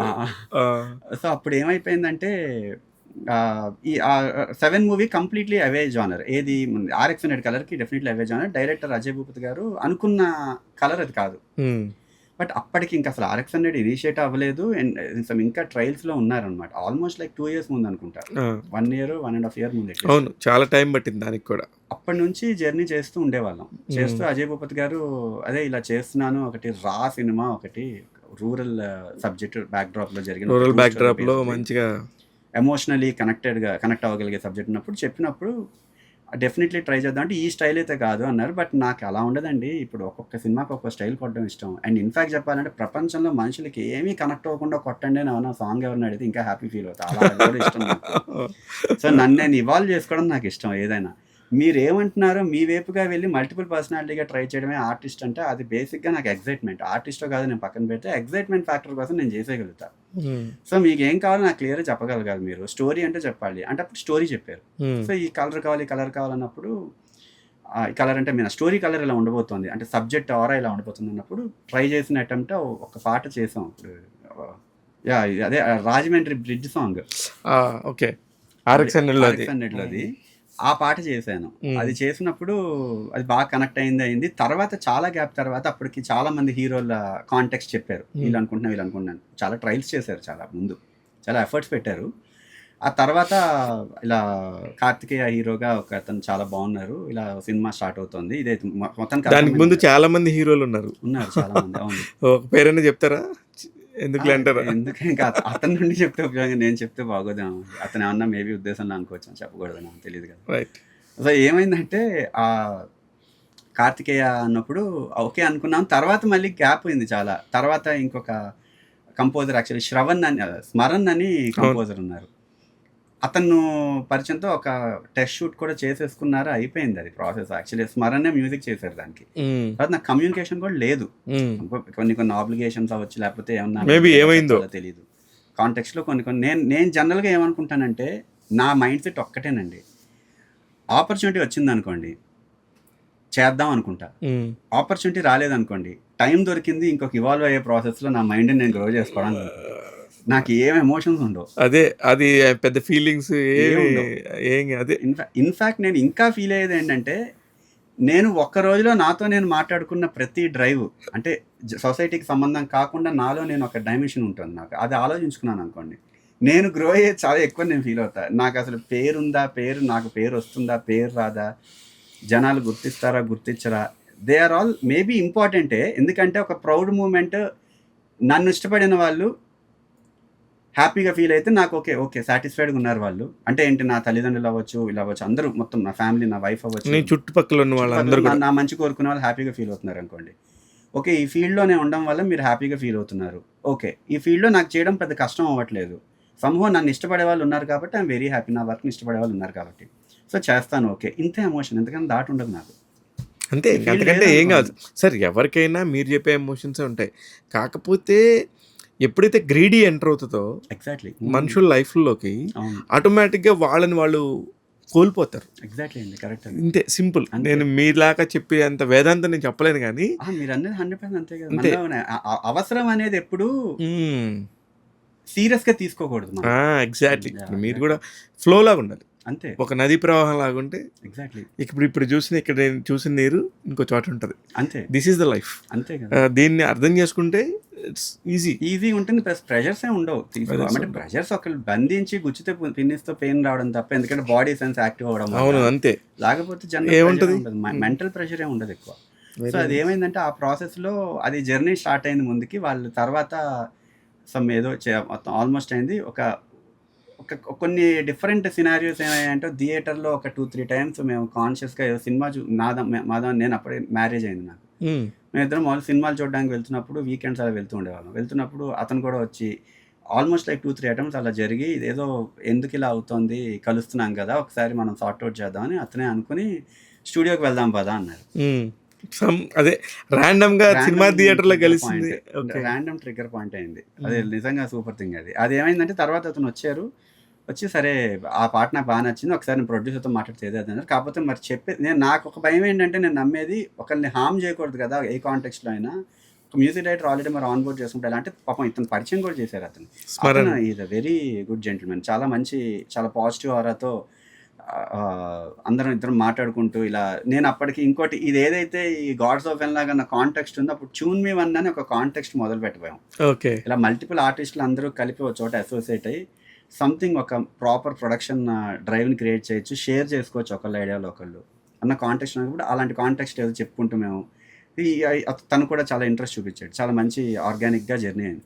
ఆ ప్రాసెస్లో ఏమైందంటే స్లోగా నేను సాంగ్స్ మొదలు పెట్టేసాను, నేను చేస్తూ ఉన్న సాంగ్స్ అన్ని. అప్పుడు ఆయన ఫీల్ అవ్వలేదు? ఏం ఫీల్ అవ్వలేదు. అది that is a very healthy part. అతను గ్రేట్, అది కూడా చాలా సూపర్ కదా. మైండ్ సెట్ అలా ఉండడం చాలా మంచిది. ఇప్పుడు ఆయన కూడా మీలానే ఉన్నారు, వచ్చేది వస్తుంది అంతే. యాక్చువల్లీ ఆర్టిస్ట్ ఎప్పుడు అలా ఉంటేనే ఎక్కువ రోజులు కూడా మేబీ కొంచెం బెటర్గా ఎనర్జీ పెట్టగలిగే స్కోప్ ఉంటుంది. మేబీ అవసరమైనప్పుడు ఎనర్జీ పెట్టి మళ్ళీ వదిలేయాలి. నేనైతే అలా వదిలేస్తాను. కొంతమంది వదలకుండా మేబీ ఇష్టపడతారు. ఇష్టపడినా వాళ్ళ ఆరా బాగానే బెటర్గా వెళ్తూ ఉంటుంది. అఫ్ కోర్స్ అది అందులో వాళ్ళు దాన్ని ఎలాగా తీసుకుంటారో అదే రిటర్న్ వస్తుంది కర్మకి, అంతే సింపుల్. సో అక్కడ ఏమైందంటే ఆ కాంటెక్స్ట్లో అలా ఆన్బోర్డ్ అయ్యాను అజయ్ భూపతి గారిది RX అనేది. ఇంకొక పాజిటివ్ థింగ్ అక్కడ అక్కడ అక్కడ స్మరణ్ గారికి రావాల్సిన క్రెడిట్స్ అన్ని చేతన్ భరద్వాజ్కి వచ్చేసినట్టున్నాయి. అలా ఏం లేదండి, అలా అనుకోవడానికి కూడా ఏం లేదు. ఎందుకంటే క్రెడిట్ ఏం లేదు అక్కడ. అతను కాంటెక్స్ట్ నుండి వీళ్ళు మళ్ళీ నన్ను అనుకుని ఉన్నారు కదా మ్యూజిక్ కంపోజర్గా. అలా అనుకుంటే మనకి తెలియకుండా ఇప్పుడు స్మరణ్ మేబీ అతను పరిచయం చేయకపోయి ఉన్నా మేబీ తెలియదు కదా, ఎలాగో నేను చేస్తున్నట్టు అనుకోవచ్చు. అంటే క్రెడిట్ అనేది నా దృష్టిలో నాకు కూడా క్రెడిట్ వచ్చిందా రాలేదా అన్న కాంటెక్స్ట్ కన్నా అంటే నేను చేసిన కంపోజిషన్లే కదా, అది డెఫినెట్లీ అది ఆరా. కానీ మొదటి అవకాశం వచ్చినప్పుడు ఎవరికైనా ఒక ఫీలింగ్ ఉంటుంది, డెఫినెట్లీ ఉంటుంది. ఎందుకంటే మీకు అప్పటికే మ్యారేజ్ అయింది. బ్యాక్గ్రౌండ్ స్కోర్ కాంటెక్స్ట్ లో ఆల్మోస్ట్ లైక్ 10 or 15 days ఉంది అప్పుడు టైం. ఉన్నప్పుడు నేను కొన్ని aspects score in fact RX100 score నాతో పాటు స్మరణ్ కూడా చేశారు, ఇద్దరం కలిపి చేసాం. ఇన్ఫ్యాక్ట్ తను కొన్ని సీన్స్ సార్ట్ అవుట్ చేశారు. నేను అందుకనే బ్యాక్గ్రౌండ్ స్కోర్లో కూడా ఇద్దరు పేర్లు పెట్టాలన్న కాంటెస్ట్లో వచ్చినప్పుడైనా నేను బ్యాక్గ్రౌండ్ స్కోర్ మీరు చూసి చాలామంది యాక్చువల్లీ బ్యాక్గ్రౌండ్ స్కోర్ అంటే ఇన్ఫ్యాక్ట్ నేను కూడా చేస్తున్నా అందులో ఎలిమెంట్స్. బట్ తను కొన్ని చేసాను, నేను కొన్ని చేసాము. బట్ స్టిల్ అక్కడ బ్యాక్గ్రౌండ్ స్కోర్లో తన పేరే, ఇద్దరు పేర్లు పెడదామన్నా కూడా నేను తన పేరే పెట్టండి, ఎందుకు క్రెడిబిలిటీ ఎవరికి కాకుండా అవుతుంది కదా అని అంటే తన పేరే పెట్టారు బ్యాక్గ్రౌండ్. అదే అదే అంటే పెద్దగా ఇది కావాలి అనే ఒక గ్రీడీనెస్ లేకపోవడంతో ఏదైనా సంథింగ్ అది కూడా మంచి విషయమే. యాక్సెప్టెన్సీ కూడా ఉంటుంది కదా, అంతే అండి. ఆ యాక్సెప్టెన్సీని తీసుకోవటం అనేది చాలా మంచి విషయం యాక్చువల్లీ. మీరు చేసిన పాటల్లో డెఫినెట్గా ఈ పాట ఇంత బాగుంది, మీ మనసుకు మీకు నచ్చింది అన్న ఫీలింగ్ ఏమైనా ఉంటాయా? యాక్చువల్లీ ఏమి ఉండవండి నాకైతే. నాకు అసలు లిటిల్ చేస్తున్న నెక్స్ట్ సెకండ్ నచ్చదు నా పాట. అది ఇందాక కూడా చెప్పారు, ఎందుకు అలా చెప్తున్నారు? దానివల్ల మీకు ఏమైనా మైనస్ అవుతుందేమో కదా? మైనస్ ఏమవుతుందండి? మైనస్ ఏమవుతుంది? ఏ కాంటెక్స్ట్లో మైనస్ అంటారు? ఇప్పుడు ఇదేంటి ఆయన అంత బాగా, ఇప్పుడు ఎవరైనా అంత ప్రేమించి పాట చేసాం, ఇన్ని రోజులు చేసాము, ఇంత కష్టపడ్డాం, అంత కష్టపడ్డాం అని చెప్తారు కదా. అలాంటిది ఈయనేంటి, నేను అంత చేసిన పాట, నా పాట నాకే నచ్చదు, నెక్స్ట్ మినిట్ నేను వేరే దానికి వెళ్ళిపోతానని చెప్తున్నారు. ఏంటి కాన్ఫిడెన్సా, ఇది ఓవర్ కాన్ఫిడెన్సా, వాట్ ఈజ్ ఇట్ అని చెప్పి ఒక ఆలోచన వస్తుంది కదా. అంటే ఎవరికి వాళ్ళు ఆలోచించుకుంటే వాళ్ళు కూడా అలాగే చేస్తారు. ఎందుకంటే ఎవరికి వాళ్ళు ఆలోచించుకుంటే ఫస్ట్ ప్రతి ఒక్కరు చెప్పే స్టేట్మెంట్ ఏంటి, అమ్మ చేసే వంట చాలా ఇష్టం అంటారు. మరి అంత ఇష్టమైన వాళ్ళు బయట రెస్టారెంట్లో ఎందుకు తింటున్నారు? ఇదే ఆన్సర్. అంటే కొంతమందికి మోతాదు ఒకరోజు వండిన మదర్ వండిన వంట నచ్చకపోతే రెండో రోజు రెస్టారెంట్లో తింటారు. ఒకళ్ళు మదర్ చేసిన వంట వారం రోజులు బోరు కొడితే రెస్టారెంట్లో తింటారు. ఇంకొకళ్ళు సంవత్సరానికి ఒకసారి తింటారు. ఒక్కొక్కరిది ఒక్కో మోతాదు. నాదేంటంటే నేను చేసిన సాంగ్ నాకు బోరు కొట్టడానికి రీజన్ అక్కడ అమ్మ ప్రేమతో చేసిన వంటనే బోరు కొడుతున్నప్పుడు నేను చేసిన నా పాట నాకు నచ్చకపోవడం తప్పే ఉందని. తప్పు కాదు, అంటే ఆ మార్పు ఎక్స్పెక్టెడ్ అని. కానీ ఇప్పుడు ఇలాంటి ఇప్పుడు మీరు ఎన్ని సినిమాలు చేస్తుంటారు as a music director? 11 movies. 11 ఇప్పుడు వచ్చేవి చాలా ఇంకా ఉన్నాయి కదా, ఇంకొక 4-5. అంటే ప్రతి ప్రాజెక్టు ఒక మంచి ప్రాజెక్ట్ ఆఫ్ కోర్స్. ఎందుకంటే మిమ్మతో పరిచయం ఉండి మీతో ట్రావెల్ చేసి మీతో అన్నీ ఓకే అనిపించుకున్నాకనే ఇక్కడ దాకా వస్తారు. ఇందులో 11 మందిలో అందరూ డబ్బులు ఇచ్చారా సార్? కొంతమంది వర్కౌట్ అవ్వక ఇవ్వలేకపోయారు, కొంతమంది ఇవ్వలేదు, కొంతమంది ఇచ్చారు. ఎవ్రీ కేటగిరీ అండి, అందరు కేటగిరీలో అన్ని కేటగిరీలు చూస్తారు. ఇందులో కూడా చూసాను. కర్మని పూర్తిగానే అనుభవిస్తున్నారు. డెఫినెట్లీ. అంటే చూశాను అంటే వాళ్ళ సిచ్యువేషన్స్ ఏంటి అనేది ఆలోచించుకుంటూ పోతే కొంతమందికి ఒక రీజనింగ్ దొరకచ్చు, నాకు కొంతమందికి రీజనింగ్ దొరకకపోవచ్చు అనుకుని వదిలేయడమే. ఎందుకంటే మనిషి పుట్టడమే దండగా అనుకున్న కాలంలో ఉన్నప్పుడు చచ్చిపోయేంత వరకు బతకడం కోసం కష్టపడడం వేస్ట్. ఎంజాయ్ చేస్తూ బతకాలి లైఫ్లో ఎప్పుడు. What a philosophy sir, beautiful philosophy. ఆ కాంటెక్స్ట్ లో ఏమవుతుందంటే మీరు మీ ఫిలాసఫీని మాకు కూడా చెప్పండి, మేము కూడా వస్తాం డెఫినెట్గా. ఎంజాయ్ చేయడానికి ఇది ఒక మంచి మార్గం డెఫినెట్గా. అయితే ఇప్పుడు ఈ 11 సినిమాలు కాకుండా ఇప్పుడు రాబోయే సినిమాలు కూడా చాలా మంచి సినిమాలు చేస్తున్నారు. అంటే పర్టికులర్గా పలానా వాళ్ళ వల్ల నేను ఇన్స్పైర్ అయ్యానను, ఇన్ఫ్లుయెన్స్ అయ్యానను, ఇన్ఫ్లుయెన్స్ చేస్తానను ఉన్నిందా మీకు ఏమన్నా? ఏది డైరెక్టర్స్ అనుకున్న ఐడియా? అవును.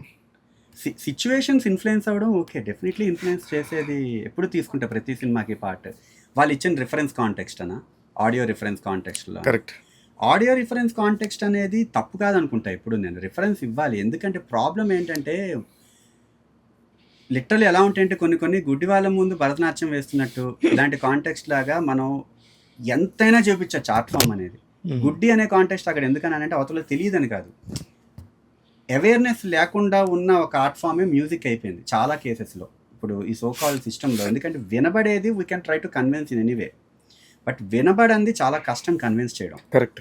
సో వినబడని దానికి అవతల వాళ్ళ మైండ్లో ఆల్రెడీ ఒక క్లారిటీతో ఉంటారు. ఒక డైరెక్టర్ ఒక ఐడియాలజీ ప్లాన్ చేసుకుంటున్నప్పుడు దీనికి ఇలా ఉండాలి అని ఒక విజువల్ మ్యాపింగ్ని ఆడియోతో దృష్టిలో పెట్టుకోవడం వల్లే మూవీలో సాంగ్స్ అనేవి ప్రయారిటైజేషన్స్ అయ్యాయి. ఇది మంచి మాట చెప్పారు సార్. ఎందుకంటే నాకు తెలిసింది నేను కొట్టేస్తాను అని కాకుండా బట్ అతని పాయింట్ ఆఫ్ వ్యూ కూడా తీసుకోవటం రిఫరెన్స్ అనేది ఇంపార్టెంట్. బట్ కానీ మ్యూజికల్లీ అంటే నేను ఎలా అనుకుంటానంటే ఇక్కడ 2 పాయింట్స్ ఉన్నాయి టు ద కోర్. ఒకటి, డైరెక్టర్ కోరుకున్న ఐడియాలో అయితే ఒకవేళ కానీ ఒక మ్యూజిక్ డైరెక్టర్ జస్టిఫై చేస్తారు ఈ పర్టికులర్ కలర్కి అని అనుకున్నారు అనుకోండి, ఒక మార్గం ఎంచుకుంటారు. తప్ప కరెక్ట్ అనేది నేను ఇప్పుడు చెప్పలేను, బట్ కాంటెక్స్ట్ అంతే డిఫైన్స్. ఇక్కడ ఏమవుతుంది, ఫస్ట్ ఆ మ్యూజిక్ డైరెక్టర్ బతుకున్నారు అనుకోండి, వాళ్ళు కొట్టడమే కరెక్ట్. ఒకవేళ చనిపోయారు అనుకోండి, నాకు అతను ఆ మ్యూజిక్ డైరెక్టర్ చాలా ఇష్టం కానీ నాకు నువ్వు తెలిసిన మ్యూజిక్ డైరెక్టర్ నువ్వు ఒక్కడవే ఉన్నావు, వాళ్ళలాగా నువ్వు అడాప్ట్ చేసుకుని ఏమైనా కొట్టగలుగుతావా అన్నది చాలా జెన్యూన్ పాయింట్. కాకపోతే అదొక అప్రోచ్, అది మనం చేస్తామా లేదా సెకండరీ స్టోరీ. అదొక రిక్వైర్మెంట్ కేసు ఉంటే అదొక న్యాయమైన ప్రాసెసే, అది బాగా మాట్లాడినట్టు జెన్యూన్ గా హార్ట్ఫుల్ గా మాట్లాడిన అంతే. రెండో కాంటెక్స్ట్ ఏంటి, బడ్జెట్ కన్స్ట్రైంట్స్ అనే కాంటెక్స్ట్లో కొంతమంది రిఫరెన్సెస్ ఉంటాయి. ఒక్కోసారి ఇబ్బందులు ఎక్కడ అవుతాయి కంపోజర్స్కి అంటే, ఇప్పుడు సపోజ్ ఒక వ్యక్తి ఒక పర్టికులర్ సాంగ్, ఒక డైరెక్టర్ ఒక సాంగ్ తీసుకొచ్చి నాకు ఈ సాంగ్లా కావాలి అన్న కాంటెక్స్ట్లో నేను ఎక్స్ప్లెయిన్ చేయడానికి ట్రై చేస్తా. ఒకటి, మీకు అందులో ఏం నచ్చిందో ఎక్స్ప్లెయిన్ చేయండి అంట. చెప్పలా పేరు అనుకోండి, నేను బాగా తెలుసుకోవడానికి ట్రై చేస్తా. అందులో ఎక్కడ చూసినా కూడా ఏమైనా కొన్ని క్వాలిటీ మెజర్స్ ఉన్నాయనుకోండి. ఇప్పుడు సపోజ్ ఒక రికార్డర్ ఉంది, ఆ పర్టికులర్ రికార్డర్ ఒక వుడ్విన్స్ ఇన్స్ట్రుమెంట్ ఒక రికార్డర్ ఉంది, ఆ రికార్డర్ టోన్ అందులో వాడున్నారు, అది బాగా ఇన్ఫ్లుయెన్స్ అయిపోయి ఉన్నారు డైరెక్టర్. సో ఇప్పుడు ఆ రికార్డర్ నేను రావాలంటే కొంతమంది ప్లేయర్స్ దగ్గరే, వుడ్విన్స్ ప్లేయర్స్ దగ్గరే అంత రికార్డర్ కలెక్షన్ ఉంటుంది. కావాల్సిన రికార్డర్ నేను అతి కష్టం మీద సమూహం ఏదో రకంగా సార్ట్అవుట్ చేసుకున్నా, లేకపోతే కొంతమంది వుడ్విన్స్ ఇన్స్ట్రుమెంట్ ప్లేయర్స్ని రిక్వెస్ట్ చేసుకున్నా, కనుక్కున్నా ఏదో ఒకటి సార్ట్అవుట్ చేసుకోవచ్చు. ఆ ప్లే చేసే వాళ్ళ కాస్టింగ్లు ఉంటాయి, డిపెండ్ అయి ఉంటాయి. ప్లస్ చాలా ఇంపార్టెంట్ అట్రిబ్యూట్, ఈ మ్యూజిక్ అనేది ఎప్పుడు వర్కౌట్ అవుతుందంటే రిఫరెన్స్ ఇచ్చినప్పుడు ఎక్స్పీరియన్స్ ఉంటుంది కదా, అందులో ఏమైనా క్వాలిటీ ఉందనుకోండి, క్వాలిటీ బేస్ మీద ఎక్స్పీరియన్స్ వస్తుంది అనుకోండి, ఆ క్వాలిటీని మిమిక్ చేసినా కూడా రాదు. అవును. That as a music director I should have that responsibility to present that exact idea, ఆ ప్రాసెస్ ఎలా అవుతుంది అని. అది చెప్పడం వల్ల ఏమవుతుంది, director or producer can understand what exactly is the hurdle. లేదనుకోండి, మనం కన్విన్స్ చేయబోయి ట్రై చేసినా కాంప్రమైజింగ్ ప్రొసీజర్లో సినిమా అయితే ఆగదు కదా అని రిలీజ్ అయిపోతుంటాయి. అవును. ఇది కూడా హెల్దీ ప్రాసెస్ కాదు. ఎందుకు, ఆ రిఫరెన్స్ ఇవ్వకపోయింది ఉంటే మేబీ నా ఒరిజినల్ మ్యూజిక్లో ఇచ్చిన బడ్జెట్లో ఎలా సార్ట్అవుట్ చేయొచ్చు అని నేను ప్లాన్ చేసుకుని ఉండేవాడిని, ఆ ఒరిజినల్ మ్యూజిక్ వర్కౌట్ అయి ఉండేది.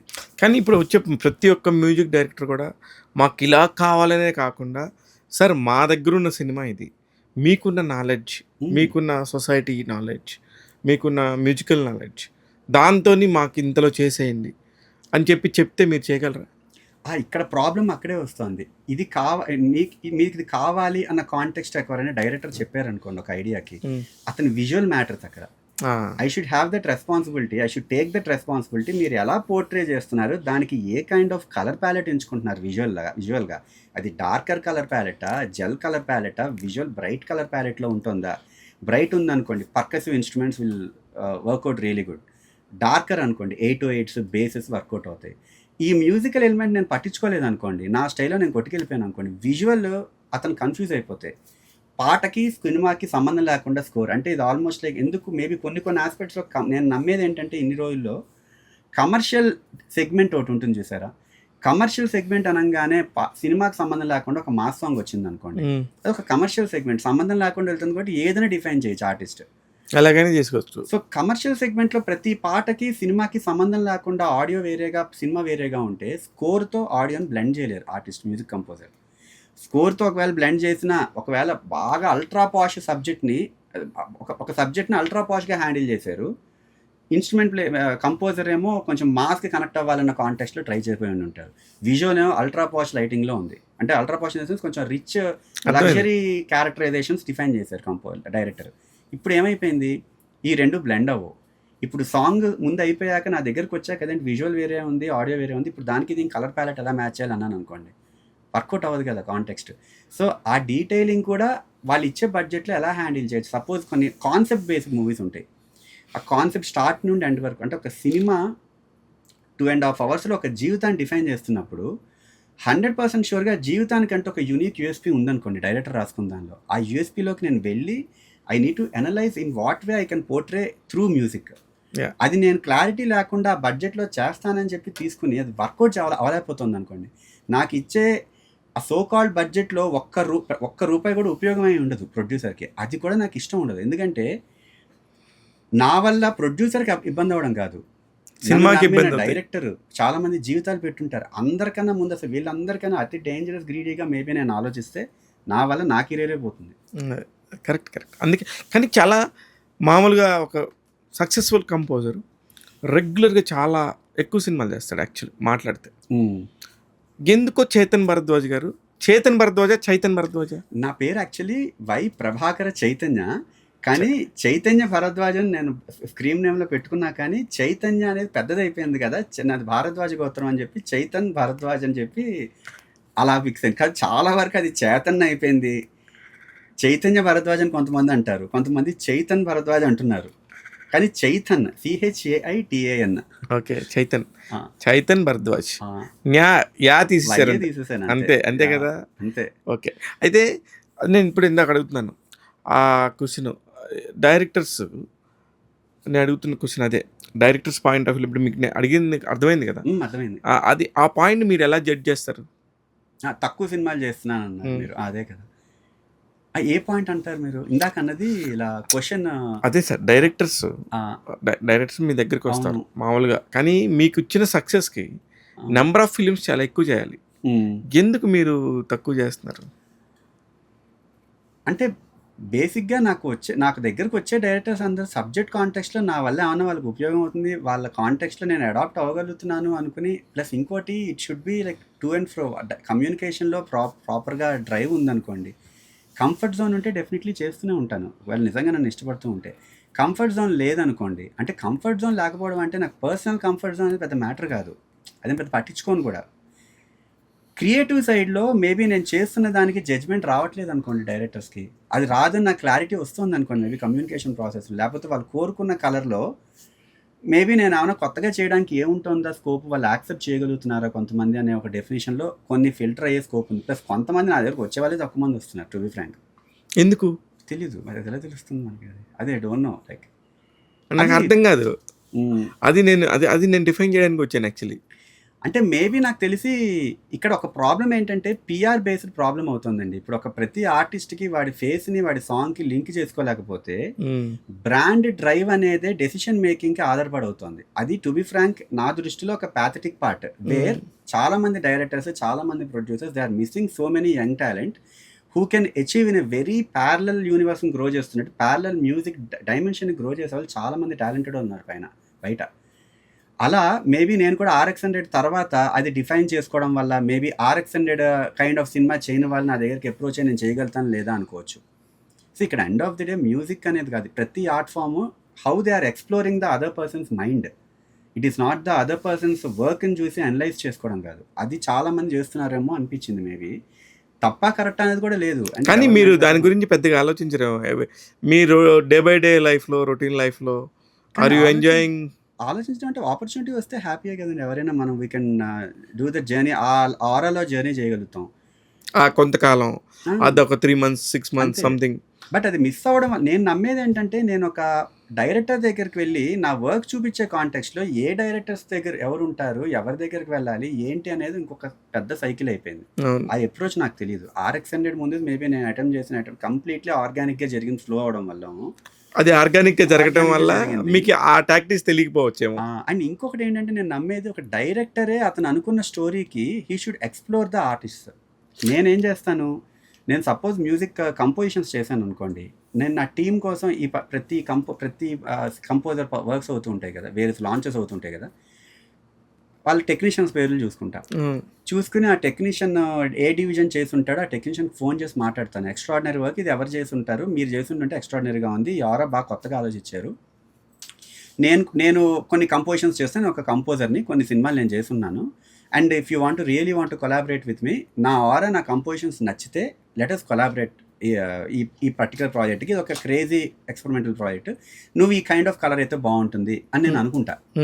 సో ఆ ఎక్స్ప్లోరేషన్ అనేది ఇప్పుడు నా నుండి ఒక కంపోజిషన్ పుట్టింది అనుకోండి, కంపోజిషన్కి జీవం పోయడానికి ఉన్న వేరియస్ టెక్నికల్ ఆస్పెక్ట్స్ ఉంటాయి కదా, వీళ్ళందరితో నేనే వెళ్ళి మాట్లాడడం కరెక్ట్. వాళ్ళు నా దగ్గరకు వచ్చి ఏం మాట్లాడతారు? కరెక్ట్. ఎందుకంటే ఇప్పుడు సపోజ్ ఎగ్జాంపుల్ చెప్తా, ఎలా మాట్లాడగలుగుతారంటే వాళ్ళ ఇప్పుడు నాకు లిరిక్ రైటర్ సపోజ్ లిరిక్స్ పంపించారు అనుకోండి, వాళ్ళ లిరిక్స్ చూస్తాను, నాకు ఆ పాట నా కలర్ కాదు, ఆ లిరిక్స్ ఆ పాటకి అడాప్ట్ చేశారు, బట్ ఆ పాట ఏమన్నా ఆల్రెడీ రెగ్యులర్గా బయట ఉన్న పాటే రాశారు అనుకోండి, లిరికల్ కాంటెక్స్ట్ ఒకటి ఇంపార్టెంట్ అయితే అది ఎలా సాంగ్లో కూర్చుంటుంది అనేది కూడా చాలా ఇంపార్టెంట్. ఆ తత్కారానికి కూర్చోవాలి. ఇప్పుడు ఏమవుతుంది, కాదని మీరు లిరిక్స్ పంపించారు, it is of no use. ఒక పని చేస్తాం, మీలో ఉన్న ప్యాషన్ ఉంది, మీరు 10 లిరిక్లు పంపించండి పోనీ, ఓకే చూశాను, అన్నీ ఒకటే స్టైల్లో ఉంటున్నాయి, ఎందుకంటే మీ కంపోజిషన్ మేబీ ఆ కంపోజిషన్ మీకు అలాగే డ్రైవ్ చేసి ఉండొచ్చు. ఓ పని చేస్తాను, నేనే ఒక సాంగ్ చేసుకుంటా, ఇఫ్ ఎవ్రీథింగ్ గోస్ వెల్, నాకు ఇక్కడ ఆబ్లిగేషన్స్ కానీ లేకపోతే డైరెక్టర్స్ ప్రొడ్యూసర్స్ వాళ్ళు కూడా కొన్ని రిఫరెన్సెస్ ఇస్తారు, ప్లస్ ఈ పాటకి కుదురుతుంది మీరు అనుకుంటే నేనే డైరెక్టర్ని రిక్వెస్ట్ చేసి మీకు కాల్ చేస్తాను. ఇది వైజ్ పార్ట్. ఏమవుతుంది, నేను వాళ్ళతో కొలాబరేట్ అవ్వడం ఒక బెటర్ ప్రాక్టీస్. అలా ఒక డైరెక్టర్, ఇప్పుడు నేను అందుకని మోస్ట్లీ నమ్మేది ఏంటంటే, నా ఎర్లీ టైం నుంచి ఆర్ఎక్స్ 100 నుంచి ఇప్పటి వరకు నేను చేసిన మూవీస్లో నోటీస్ చేస్తే, వింటున్న ఆడియన్స్ కాంటెక్స్లో అయినా, ఒక్కొక్క మూవీ ఒక్కొక్క జానర్లో ఉంది. మన్మధుడు కంప్లీట్లీ వేరే జానర్, చాలా ఫ్రెష్ ఉంటుంది.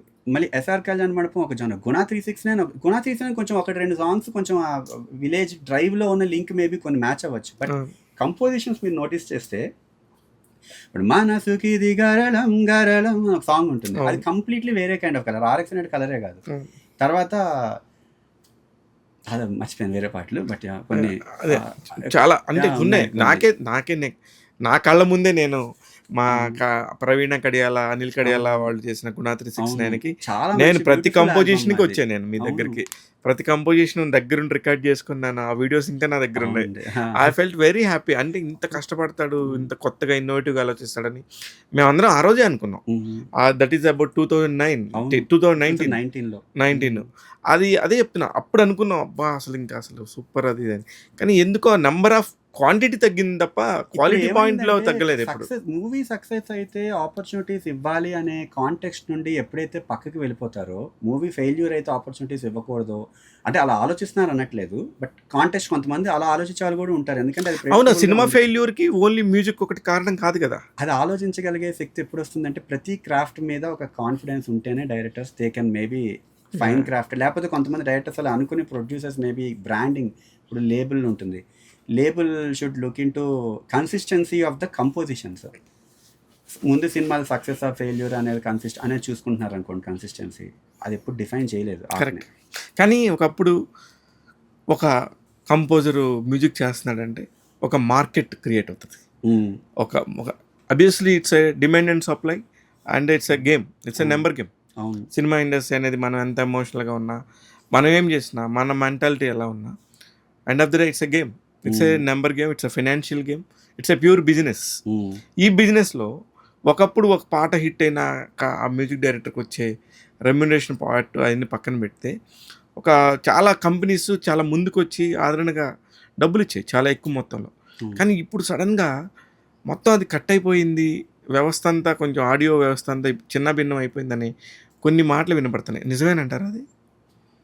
అంటే ఆడియో బిజినెస్ కాంటెక్స్ట్ అయితే నాకు క్లారిటీ ఉంది. అదే నష్టపోయే కాంటెక్స్ట్ ఏమి ఉండదు. ఎందుకంటే మనం ఎన్నైతే ఇప్పుడు పెరిగిపోతున్నాయి కదా, ఇప్పుడు వేరియస్ ప్లాట్ఫామ్స్ వస్తున్నాయి, మల్టిపుల్ ప్లాట్ఫామ్స్ పెరిగిపోయి, మల్టిపుల్ డిఎస్పీ ప్లాట్ఫామ్స్ ఉన్నాయి, మల్టిపుల్ యూట్యూబ్లో కూడా ఇప్పుడు బెటర్గా అవేర్నెస్ వచ్చి అందరూ చూడడం స్కోప్ ఉంది. అఫ్కోర్స్ ప్రమోట్ చేయాలి, వేరే స్టోరీ. ప్రమోట్ చేయకపోతే ఎవరికి తెలియదు ఆ పాట కంటెంట్ రిలీజ్ అయినట్టు కూడా. అది ఈక్వల్గా జరగాల్సిన ప్రాసెస్. బట్ స్టిల్ ప్లాట్ఫామ్స్ పెరిగినప్పుడు మోడ్ ఆఫ్ పేమెంట్స్ కూడా స్కోప్ ఆఫ్ పేమెంట్ కూడా పెరుగుతుంది. సో డెఫినెట్లీ ఇన్వెస్ట్ చేసిన డబ్బులు 100% వస్తాయని కాన్ఫిడెన్స్ అయితే ఉంటుంది. బట్ థింగ్ ఏంటంటే మేబీ నాకు తెలిసి టెక్నీషియన్ మీద ఉన్న కాన్ఫిడెన్స్ తగ్గుతుంది. That is the main factor, one of the main factors. ఇంకోటి ఏంటి అంటే ఆ పర్టికులర్ టెక్నీషియన్ జడ్జ్మెంట్ లేకపోవడం వల్ల టెక్నీషియన్ మీద ఇంకొక టెక్నీషియన్ అంతకన్నా తక్కువ చేస్తున్నారు కదా. ఎందుకంటే ఇప్పుడు ఏమైంది, నాకు అర్థమైంది ఏంటంటే చిన్న సినిమాలు, బాగా పెద్ద సినిమాలు, మధ్యలో ఉన్న సినిమాలకి ఏమైనా సపోజ్ ఒక వ్యక్తి మనం జర్నీ చేయాలనుకున్నప్పుడు వాళ్ళకి రిస్క్ ఫ్యాక్టర్స్ ఎక్కువ ఉంటున్నాయి. మ్యూజిక్ మీద రిస్క్ ఫ్యాక్టర్ కన్నా సినిమా మీద రిస్క్ ఫ్యాక్టర్స్ ఎక్కువ. ఎగ్జాక్ట్లీ నా పాయింట్ కూడా నేను ఎప్పుడు రోజు చెప్పేది అదే. Below 3 crores films and above 30 crores films రెండు సేఫే. అవును, మధ్యలో ఉన్నాయే చాలా ఇబ్బందికరమైన పరిస్థితుల్లో ఉన్నాయి. ఇక్కడే ప్రాబ్లం అండి. ఇప్పుడు ఇండియన్ సొసైటీ కూడా చూడండి, మిడిల్ క్లాస్కి ఎప్పుడు సఫరింగ్ స్టేట్ ఎక్కువ ఉంటుంది. అవును. సో ఇక్కడ కాంటెక్స్ట్ హౌ ఒక మిడిల్ క్లాస్లో ఉన్న వ్యక్తి ఎలా అయితే ఒక బెటర్ స్టేజ్ సొసైటీలో స్థానం సంపాదించుకోవడానికి ఇష్టపడతాడో, అంతే కసి మిడిల్ ఆరాలో ఉన్న వాళ్ళలో కూడా ఉంటాయి చాలా. అది ఉంటాయి కానీ end of the day number రావట్లేదు కదా. అసలు ఉండదండి. నెంబర్ ఎందుకు రాదండి? వస్తాయి. నెంబర్ రాదు అనుకుంటాం కానీ maybe it is a negotiation factor which is defining between producer and label. అంతే. అది హీరో మార్కెట్ మీద డిఫైన్ అవుతున్నప్పుడు ఇంకో factor.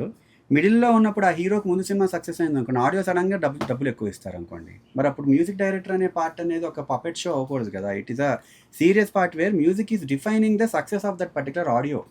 If the producer is doing the promotion in a very organic, in a very smart way. చాలామంది పాపం డబ్బులు పెట్టినా కూడా వాళ్ళకి ఎలా ఆర్గానిక్గా పెట్టాలో తెలియక, స్మార్ట్ వేలో పెట్టాలో తెలియక డబ్బులు మేబీ కోల్పోయి ఉండొచ్చు. Correct. That might be one of the reasons where producer భయపడుతుంది. లాస్ట్ అంటే కరోనాకు బిఫోర్ మనం కనుక గమనిస్తే టెక్నికల్గా కానీ ప్రాక్టికల్గా కానీ ప్రమోషన్లకు అయ్యే ఖర్చు అప్పటికంటే ఇప్పుడు 2 to 3 times పెరిగింది. అవును, కానీ వచ్చే రెవెన్యూ అంతకంటే తగ్గుతుంది.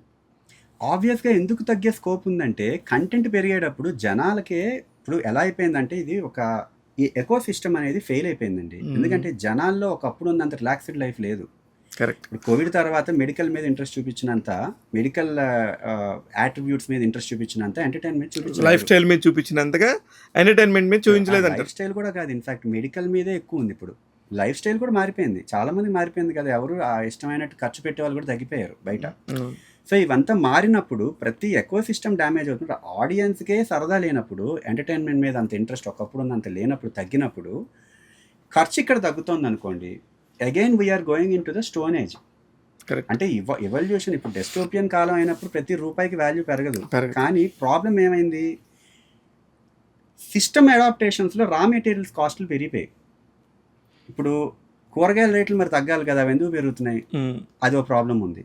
ఎక్విప్మెంట్ రేట్లు పెరిగిపోయి, మరి ఎక్విప్మెంట్ వాడక్కర్లేదు అన్నారు అనుకోండి, మళ్ళీ రిఫరెన్స్లు ఇచ్చేటప్పుడు ఎక్విప్మెంట్ రేట్లు పెరిగే అంత రేంజ్ ఆఫ్ ఉన్న ఎక్విప్మెంట్, అంత ఎక్విప్మెంట్లు వాడుతున్న క్వాలిటీ మెజర్మెంట్లో ఉన్న రిఫరెన్స్ ఇచ్చినప్పుడు ప్రాబ్లమ్స్ ఎక్కడ వస్తాయి? దాన్ని డిఫైన్ చేసే ప్రాసెస్లో వీడి ఒరిజినాలిటీ వీడి పోయి ఉంటుంది, కంపోజర్ది ఆర్ ఆర్టిస్ట్ది.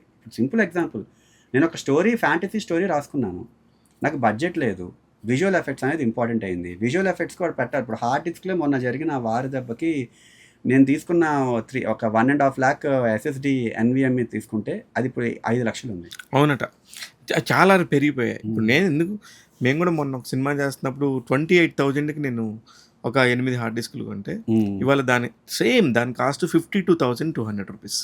అదే ఇవన్నీ డిఫైన్ ఏం చేస్తున్నాయి? తెలివైన వాళ్ళు ఏం చేయాలంటే ఆ పని చేయకూడదు, ఇంకా ఆ పని పక్కన పెట్టేసే, పని ఎక్స్పైర్ అయిపోయిందని. అంటే మనకు వాల్యూ లేని ప్లేస్లో మనం వాల్యూ క్రియేట్ చేయబోయడం ట్రై చేసాం అనుకోండి, అవతల వారు ఖర్చు లేకుండా పాటలు వినేస్తున్నారు, సినిమాలు చూసేస్తున్నారు. ఏమవుతుంది, రీజనల్గా ఇక్కడ ఏమైపోతుంది, మార్కెట్ చిన్నదైపోయింది. సో ఈ రీజనల్ మార్కెట్లో సినిమాలు చేస్తున్నప్పుడు క్వాలిటీ అనేది ఇంపార్టెంట్ కాదు అనుకున్న స్టేజ్ వచ్చేసింది అనుకోండి, ఆడియన్స్ క్వాలిటీ లేనిది చూడట్లేదు సినిమా. సో ఆడియన్స్లో మామూలుగానే ఇంట్రెస్ట్ లేదు, ఎక్కువ తగ్గింది అప్పటికి ఇప్పటికి. ఇది కూడా తగ్గిపోయేటప్పటికి వీళ్ళ మైండ్ సెట్ ఇంట్రెస్ట్ అంతా ఓటీటీ మీద పెరిగిపోతుంది ఆబ్వియస్గా, or pan India or pan world movies మీద ఎట్లా ఎక్కడైనా ఓటీటీకి వెళ్ళినా ఎక్కడికి వెళ్ళినా తెలుగు సినిమా చూద్దాం అనుకునే ఒక మైండ్ సెట్ కూడా ఉంటుంది కదా. ఒక రీజనల్ సినిమాలు కూడా మనం తెలుగు వాళ్ళం తక్కువేం కాదు. ప్రాబ్లం ఎక్కడైందంటే వీళ్ళ జడ్జ్మెంట్ ఫ్యాక్టర్స్లో ఆడియన్స్ జడ్జ్మెంట్ ఫ్యాక్టర్స్ ఏమైపోయాయి. అప్పుడు ఏమవుతుందంటే మన రియల్ టైం కాన్సెప్ట్లో మనుషులు చుట్టూ జరిగే స్టోరీలే తీసుకోవాలి, కానీ ఇంకొంచెం దానిలో ఎక్స్ట్రా ఏమంటారు షుగర్ లాంటి ఎలిమెంట్స్ తీసుకొచ్చి కొత్తగా చూపించాలి, కొంచెం little bit fiction extra act చేస్తే అది వర్కౌట్ అవ్వట్లేదు. కానీ రెగ్యులర్గా తెలిసింది చూసినప్పుడు అందుకే వర్కౌట్ అవుతున్నాయి. అవేమవుతాయి, బ్రాండ్ వాల్యూ క్రియేట్ అవ్వకపోతే వర్కౌట్ అవుతాయి. మళ్ళీ బ్రాండ్ వాల్యూ ఒక హీరో క్రియేట్ అయింది అనుకోండి, వాళ్ళు చేస్తే అది వర్కౌట్ అవ్వట్లేదు. సో వాళ్ళు మిడిల్ ప్లేస్లో ఉండిపోయారు అనుకోండి, సపోజ్ వాళ్ళ వాల్యూ ప్రతి సినిమాకి తగ్గే రిస్కే ఉంది, ఎందుకంటే ఆడియన్స్ చూడకపోవచ్చు అలాంటి కాంటెక్స్ట్లో తీస్తే. దానివల్ల వాళ్ళతో పార్ట్ అయిన ప్రతి element, director, producer, every element, musician, వీళ్ళందరి వాల్యూ పడిపోతుంది. మళ్ళీ ఏమవుతుంది, వాళ్ళ పైకి వెళ్ళి మళ్ళీ కిందకి రావాలి, పైకి వెళ్ళి కిందకి రావాలి. ఈ కాంటెక్స్ట్లో ఏమైపోయింది, క్వాలిటీ అనేది ఎప్పుడు డిఫైన్ అవ్వట్లేదు అక్కడ. అయితే ఇప్పుడు మీ కెరియర్ మొత్తం చూసుకుంటే మీ కెరియర్లో ఫాస్ట్గా తయారు చేసిన పాట, ఊహించని రేంజ్లో హిట్ అయిన పాట ఏంటి? అంటే ఆల్మోస్ట్ లైక్ నా ప్రతి కంపోజిషన్ ఎక్కువ టైం తీసుకోను, ఎందుకంటే ఆ ఆర్గానిక్గా వచ్చే ఎమోషన్కి ఒక డెఫినిట్ ఫార్ములా ఉండదు కాబట్టి వచ్చేస్తుంది. అది ఒక అరగంటలో అలాగా ఒక ట్యూన్ లాగా 15 to 20 minutes 30 minutesలో ట్యూన్ అయిపోతుంది నాది మోస్ట్ కేసెస్లో, అది దాటదు. సో బట్ అఫ్కోర్స్ దాని ప్రొడక్షన్ ప్రాసెస్ ఇవన్నీ ఎక్కువ ఉంటాయి, ఎందుకంటే మల్టిపుల్ టీమ్తో కొలాబరేట్ అవ్వాలి, మల్టిపుల్ నా టీమ్ ఉంది.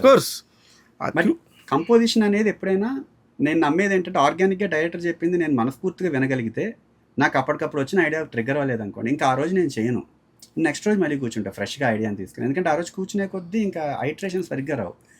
అలా నేను చేసిన దానిలో అంటే నాకు గుర్తున్న కేసు RX100 కాంటెక్స్ట్లో నాకు ఏదో ఒక చోట చెప్పిన కాంటెక్స్ట్ గుర్తుండిపోయింది కాబట్టి, ఆల్మోస్ట్ లైక్ పిల్లారా పాట నేను చేసిన అది ఆల్మోస్ట్ లైక్ 15-20 minutes అంతే. బట్ మోస్ట్ కేసులో అన్నీ నాకు అలాగే నేను చేసుకుంటా. ఒక సింగిల్ స్ట్రెచ్లో వచ్చే ఎమోషన్ మ్యాక్సిమం మేబీ 2-3 ఐటరేషన్స్లో అటు ఇటు లింక్ చేసుకుంటాను. కానీ సూపర్. కానీ గుణాద్రి 6 నేను అప్పుడు కూడా చేస్తున్నప్పుడే ఈ పాట ఖచ్చితంగా 100 million కొడుతుంది అని మా అనిల్ కడియాల చాలా గట్టిగా చెప్పాడు. అదే పాట అదే ఆర్గానిక్గా అతను చెప్పిన పాటే.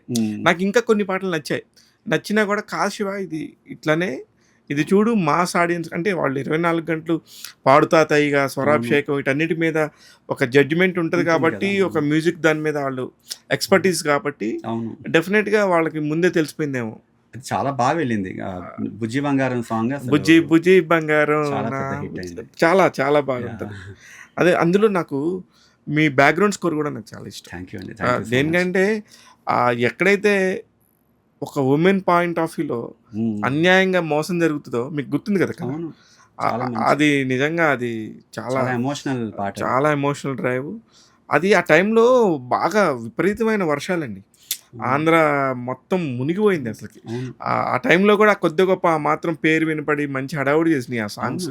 ఆ తర్వాత జరిగిన ఇన్సిడెంట్స్తోని ఈ సినిమాకి సంబంధించిన అన్ని క్లైమాక్స్ కట్ చేసి ఏం చేయాలి, ఒకరిని అమ్మాయికి అన్యాయం జరిగితే ఏం చేయాలి అనేది బాగా వైరల్ అయింది. అవును, అదే ఆ సినిమాతో భాగం అవటం మీకు కానీ నాకు కానీ వెరీ హ్యాపీ. అందరూ చాలా ఆర్గానిక్గా వెళ్ళాం అందరం journey. Beautiful journey actually. Starting experiences కూడా కదా అలా గుర్తుండి ఉంటాయి, చాలా బాగుంటాయి అవి. అదే అందుకే చేతన్ భరద్వాజ్ గారు అనగానే ఆటోమేటిక్గా స్టూడియో సరౌండింగ్స్ అవన్నీ గుర్తుంటాయి నాకు. Thank you. మీరు అలానే ఉన్నారు, ఆ రోజు ఎలా ఉన్నారో ఈ రోజు అలానే ఉన్నారు. ఏమి అప్ అండ్ డౌన్స్ ఎన్ని చూసినా సరే ఏ తేడాలు లేవు, ఎంత డెవలప్ అయినా ఏ తేడా లేదు. అప్పట్లో ఇంత పెద్ద ఎకో సిస్టమ్ కానీ, ఇంత పెద్ద సౌండ్ సిస్టాలు, ఇంత పెద్ద అనలాగ్లు కానీ ఇవన్నీ ఏం లేవు. ఆ రోజున్న ప్యూర్నెస్ ఈ రోజు ఉంది. అది ఎలా మెయింటైన్ చేయగలుగుతున్నారు? మెయింటైన్ ప్లాన్డ్గా ఏం చేస్తాను, నా మైండ్ సెట్ అంతే. ఇంకా నా మైండ్ సెట్ తగ్గట్టుగానే ఉండడం నాకు ఇష్టం, అన్ఇన్ఫ్లుయెన్స్డ్గా ఉండడం ఇష్టం. మేబీ కొన్ని అన్ఇన్ఫ్లుయెన్స్డ్గా ఉండే ప్రాసెస్లో కొన్ని కమ్యూనికేషన్స్ ఏమన్నా వెళ్తున్నప్పుడు అవతల వాళ్ళు తీసుకోలేక కొంచెం వాళ్ళు బాధపడుతున్నారు, మళ్ళీ నాకు నేను అనవసరంగా డోసేజ్ ఆఫ్ మైండ్ ఎప్పుడు ప్రజెంట్ చేయకూడదేమో, మేబీ అది వేరేగా అర్థం చేసుకుంటారేమో, ఈ కాంటెక్స్ట్ అనుకుంటూ చాలా సటిల్గా మేబీ హ్యాండిల్ చేసుకుంటూ అంటే మీతో కూడా ఎవరికైనా మనస్పర్ధలు కానీ విమర్శలు కానీ వస్తుంటే అలా ఏం అంటే మామూలుగా జనరల్ డిస్కషన్స్‌లో ఒకవేళ స్టోరీ డిస్కషన్స్‌లో ఇలా అనుకుంటున్నాను కాంటెక్స్ట్‌లో మాటలు వస్తూ ఉంటాయి కదా! నేను ఇలా అనుకున్నాను కాంటెక్స్ట్ చెప్పుకుంటారు కదా ఎవరైనా. అలా వాళ్ళనుకోవచ్చు. కాంటెక్స్ట్ డిస్కషన్స్‌లో పర్స్పెక్టివ్ ఆఫ్ మైండ్ సెట్టేనండి ఇక్కడంతా.